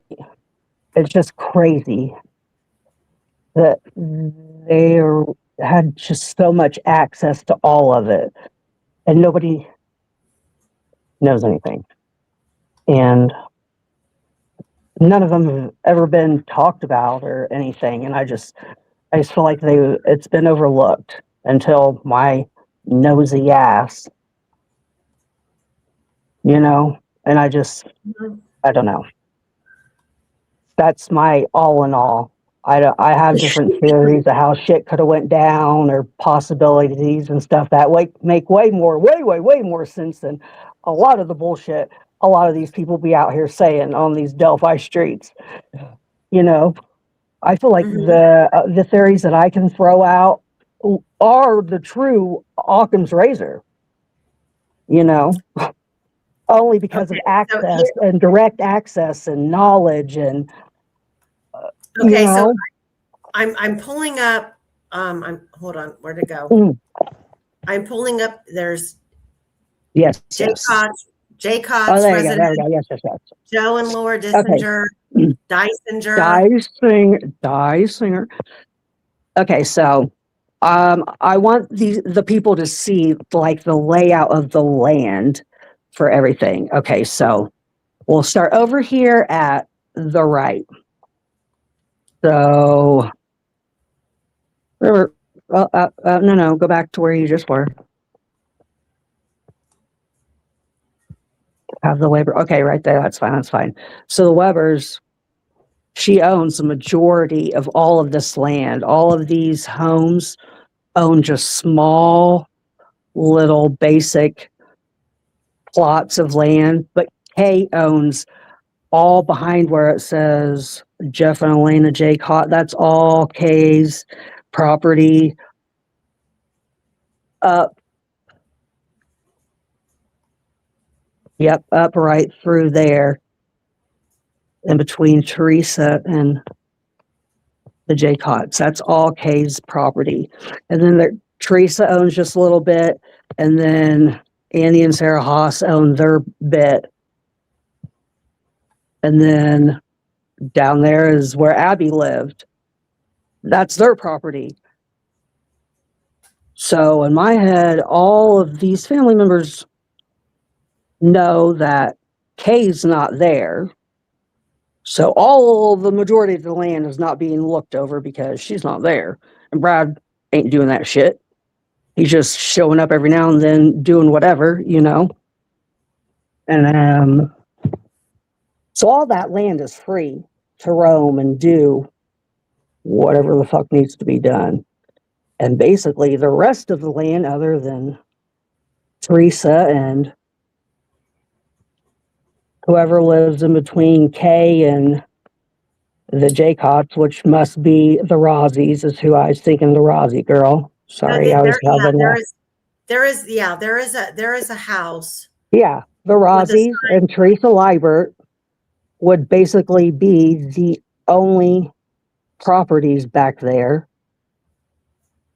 that wouldn't be free to roam on, which are going to be small parts. This house, you see what I'm saying? I feel like this is the Rossi property right here. Yes, correct. You're right. Yes. Because I remember. Then is there one right above that too, where that little loop is, and then Weber's is all the way over there? Is that right?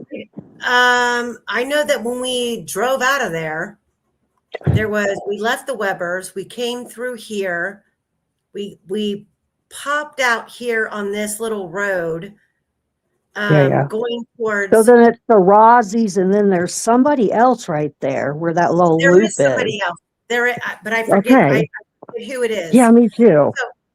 So it doesn't matter. How many people lived at Joe and Laura Dysinger's? Dysinger, and Gary Dysinger's property. How many people live there? Joe and Laura and Gary, and then Joe and Laura had 2 kids that would have been around the girls' age. Derek and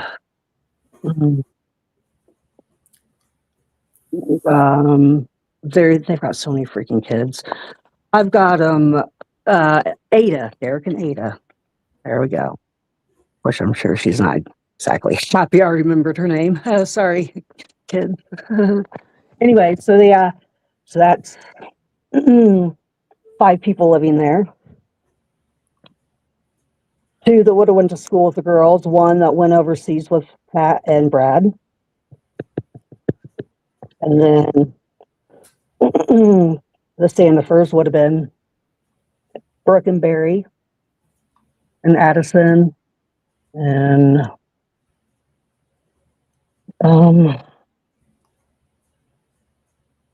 another sister and a brother. I don't know. Can't think of the names.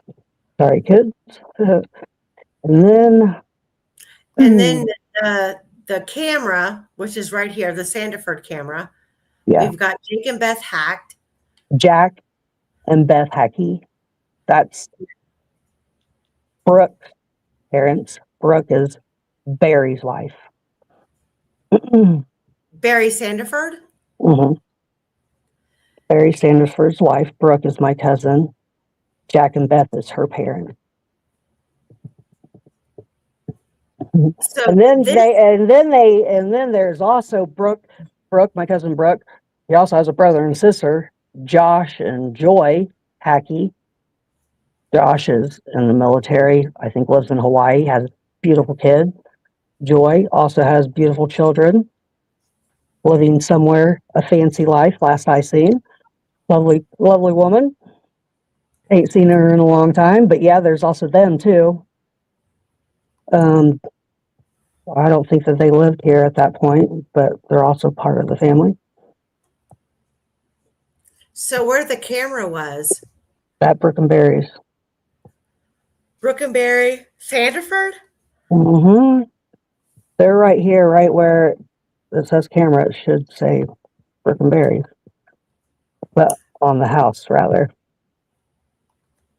At the end of the driveway, I would say.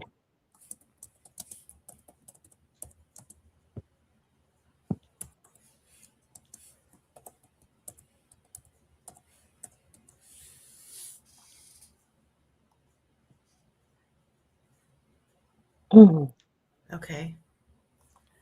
So then we go over here to where Teresa Liebert lives, the private drive.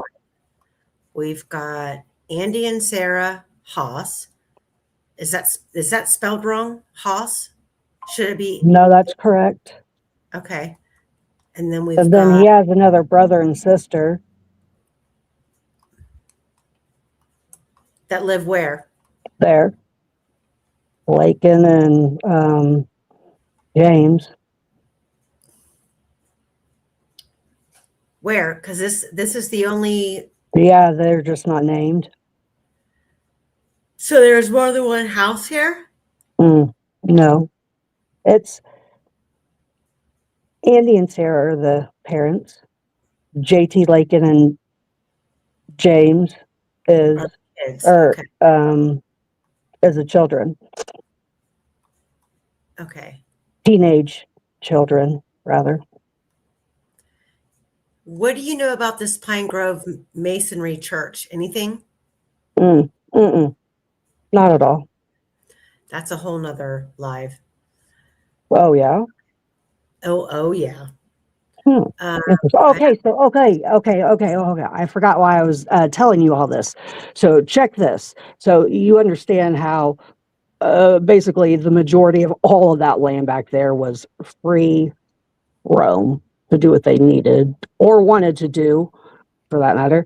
But also, do you guys remember that creepy thing that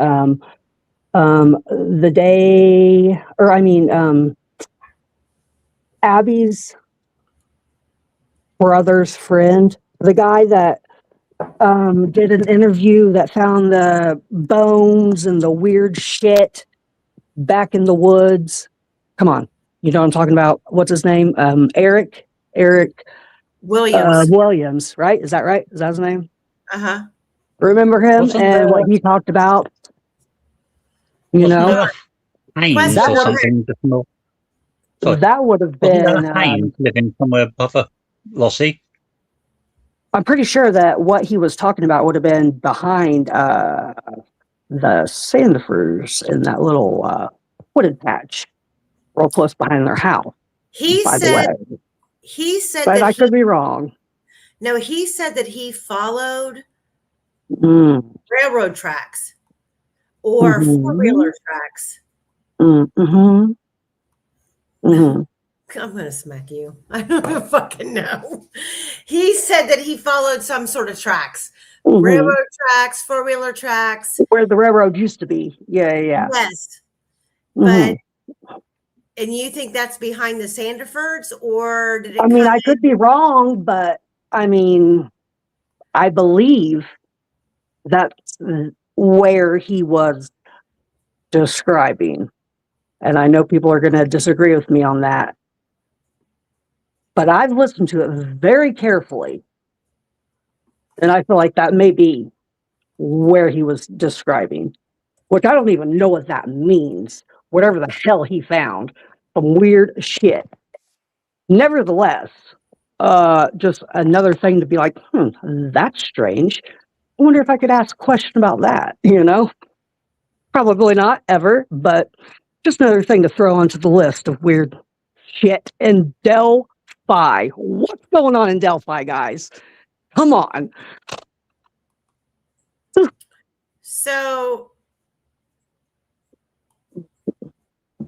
Mm-hmm. yeah, I mean, he's been interviewed multiple times, and he's Mm-hmm. talked about.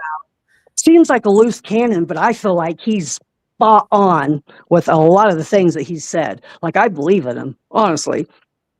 I ain't gonna lie. I feel like he is on point with the things he was saying in the interview I seen. Okay, so Might be a little eccentric, but so am I. we have to follow. Well, I don't see any. Like, here's the camera of the Sandifords. I don't see any tracks. Well, it's what that line would have been right there, Amy. I'm pretty sure, right? Huh? Go down. That line right there, that straight line. Yeah, that's the tracks where the tracks would have been that are no longer there. Are you talking about this right here? No.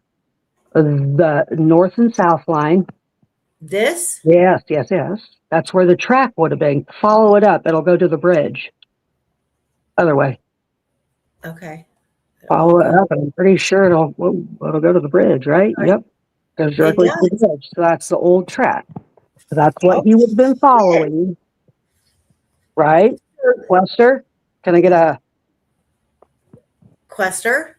Yeah, Yeah. I mean like this. If you came across the Monon High Bridge here, word? they walked. Eric Williams claimed they walked the old track from. I forget where he said they started. A lot of people like to think that he is on the other side of the river, is what I've always thought that. Feedback. I have always I know. A lot of people think that, but what I remember him saying is he followed the tracks, the old tracks that are no longer there, which would have taken him, bam, right there. No, yeah, like he started here. So, like, whose property is that exactly? And why you got some weird shit going on back there, And is it still back there? He's going here.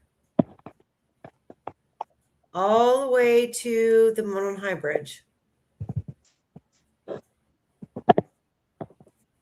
Yeah, that track maps out. Mm-hmm.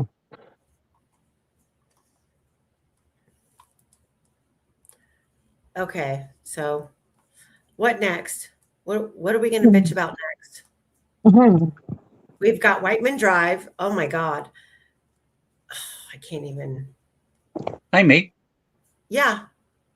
Just a moment. Go back to where you were near the bridge. Okay, hold on.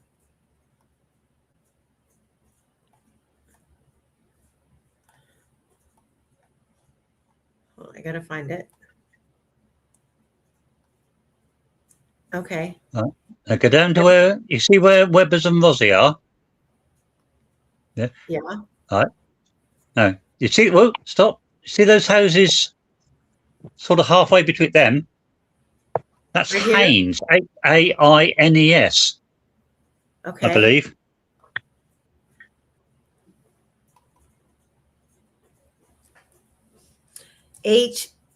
Haines, correct? That's what I've got. Got it down as, yeah. Okay, what about them? No, I was just filling in your map for you. Okay. They've got a sort of a triangular piece of land there, stuck in the middle of the Weberland.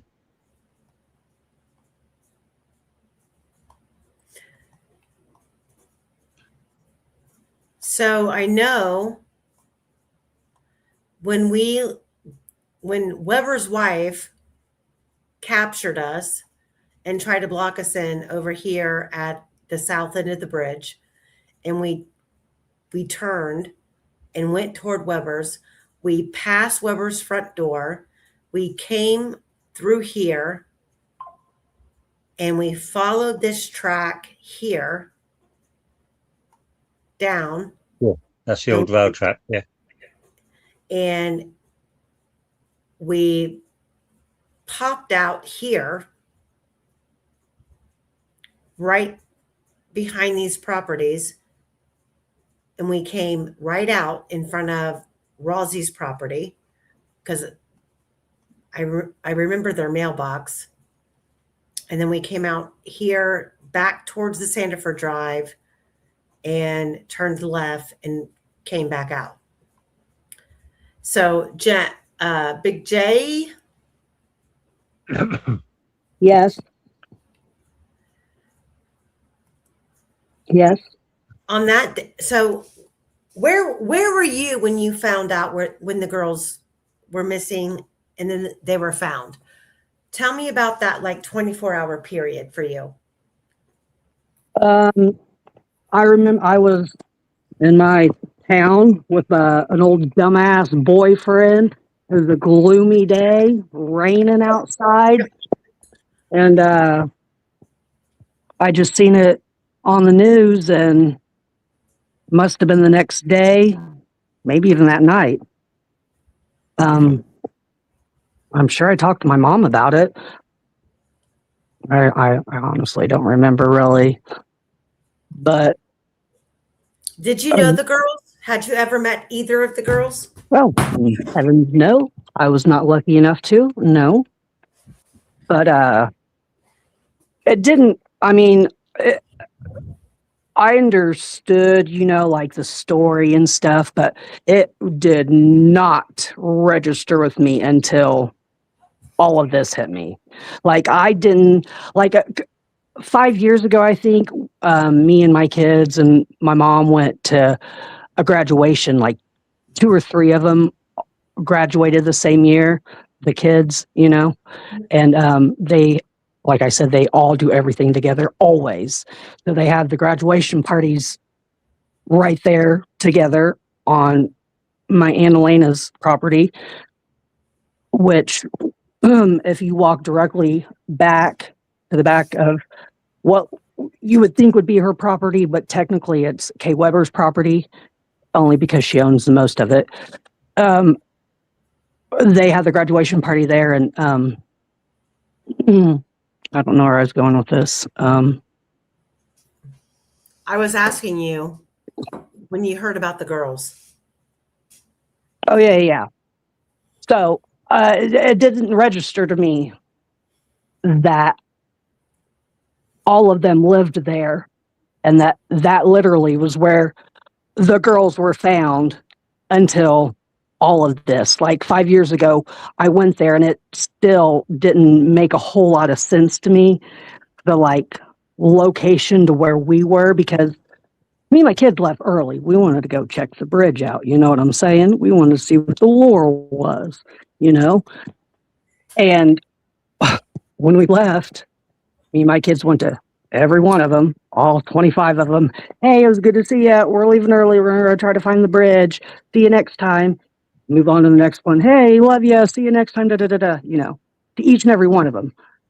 And not one of them at all said to us, look, just walk 500 feet that way and you'll be basically right there where it happened. None of them said that to us. And looking back on it now, That bridge is kind of hard to find, first off. If you're not from there, it's hard to find. At least it was for us. And looking back on it, the fact that none of them pointed us in the right direction, you know what I'm saying? Right there, literally through their yard, was where it happened. It kind of hit me then. Looking back on it, I don't know. It's just so much. Yeah, I'm about done. I need a break. Too much.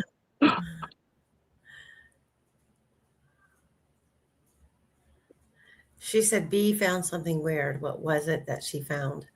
Critter Mama is asking, so she said B found something weird. What was it that she found? B. Yeah, I don't know what she's talking about. I don't know about it. I don't know if that's either. Yes. I could throw out a couple scenarios, though, that make sense that could have happened. I mean, just so we kind of get the feel of where my mind was racing to every night, different scenario that made way more sense than anything else anybody was saying. Okay, so one is that the girls were going over there to hang out with maybe the Sandifer girl or whatever, or maybe hang out with JT and Logan Holder. You know what I'm saying? And I'm just throwing scenarios out. Like literally, you could plug anything in anywhere, and it's going to make more sense than the bullshit that comes out of Carroll County, to be honest. So say the girls were coming over there to meet JT and Logan.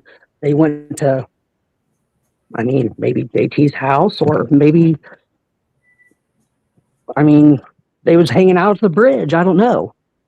Maybe the girls were doing things they shouldn't have been doing or whatever. And I don't know. Anyways, the girls could have been there hanging out with JT and Logan Holder. And then the whole Brad Holder and Odinism thing could have happened. And that could have been a way they got them there. Or you could...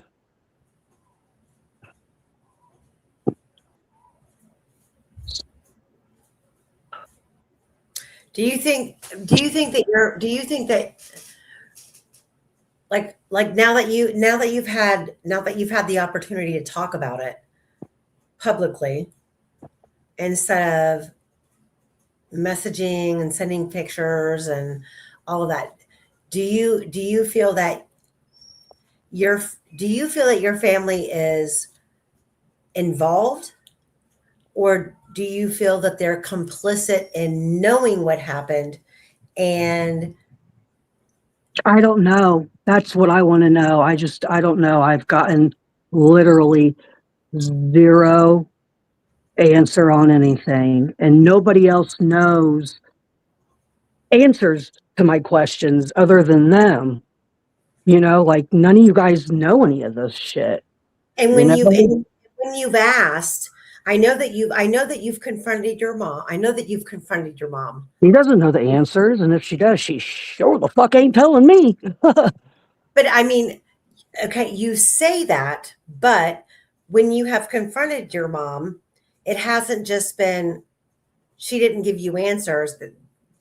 She didn't want to talk about it. She don't want to talk about it. She went. She won't talk about it. Like obviously. I don't hold back. If I got something to say, I'm going to say it all day, every day, especially about this shit, especially there for a while. Like even my baby, my little 5-year-old, she knows what's up. You know what I'm saying? She knows about Delphi. She knows about Rick Allen. She knows about everybody. She knows everybody, you know, all the characters and shit. 5 years old. When my mom took her camping, I was like, baby, did you see anything? What's up? Did you see anything while you was there? She's like, They made me put on a life jacket and it smelled like dead bodies, but I looked around and I didn't see no dead bodies, Mom.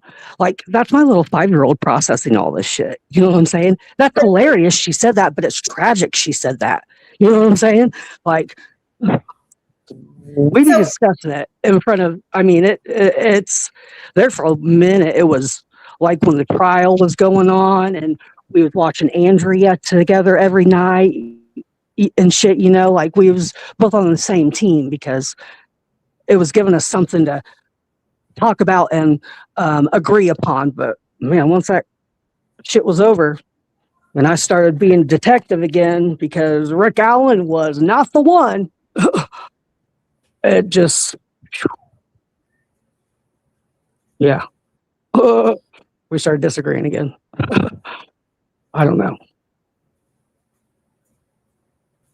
well, I think everyone here appreciates you for speaking out.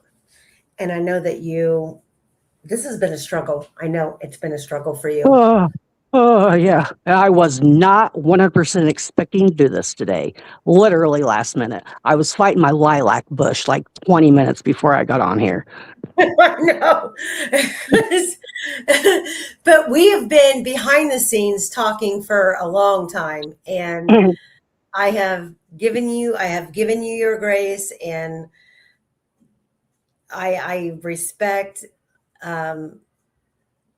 all of your demons that you feel you're fighting with your family, and the position that you've put yourself in by questioning them.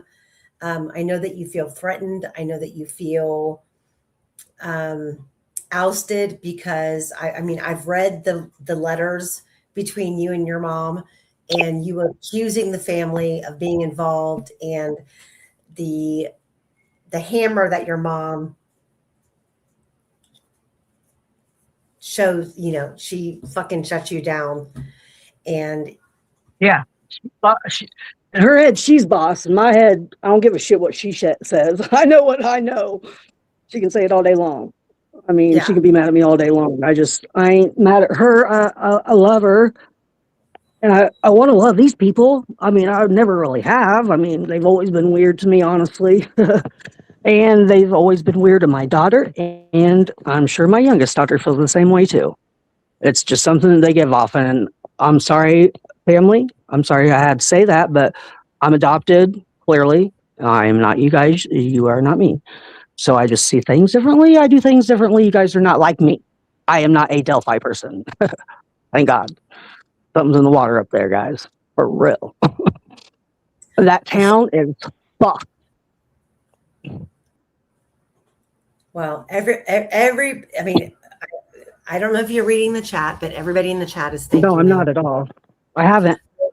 Everybody in the chat is thanking you, and you know, girl, I love you. I love Sorry, guys. I'm a nervous wreck, and that was a lot. Wasn't expecting that. I have her 4 a.m. messages are welcomed. That's all I can say. Yeah. Never know what I'm gonna say. Yeah, she's my girl, and I'm so proud of you for, you know, finally coming forward and talking, and hopefully this kind of like drops the threshold of your fear. And Well, it's going to go one way or another, so I guess we'll see, won't we? yeah, we will. Quester, do you have anything to add before we all hop off here? We've been on here for what, 4 hours? Holy crap. Maybe sometime we'll go into some of my undercover missions. Oh my God. Those are funny and fun and interesting. Just say well done, Square. It's incredibly brave what you've done today. Yes.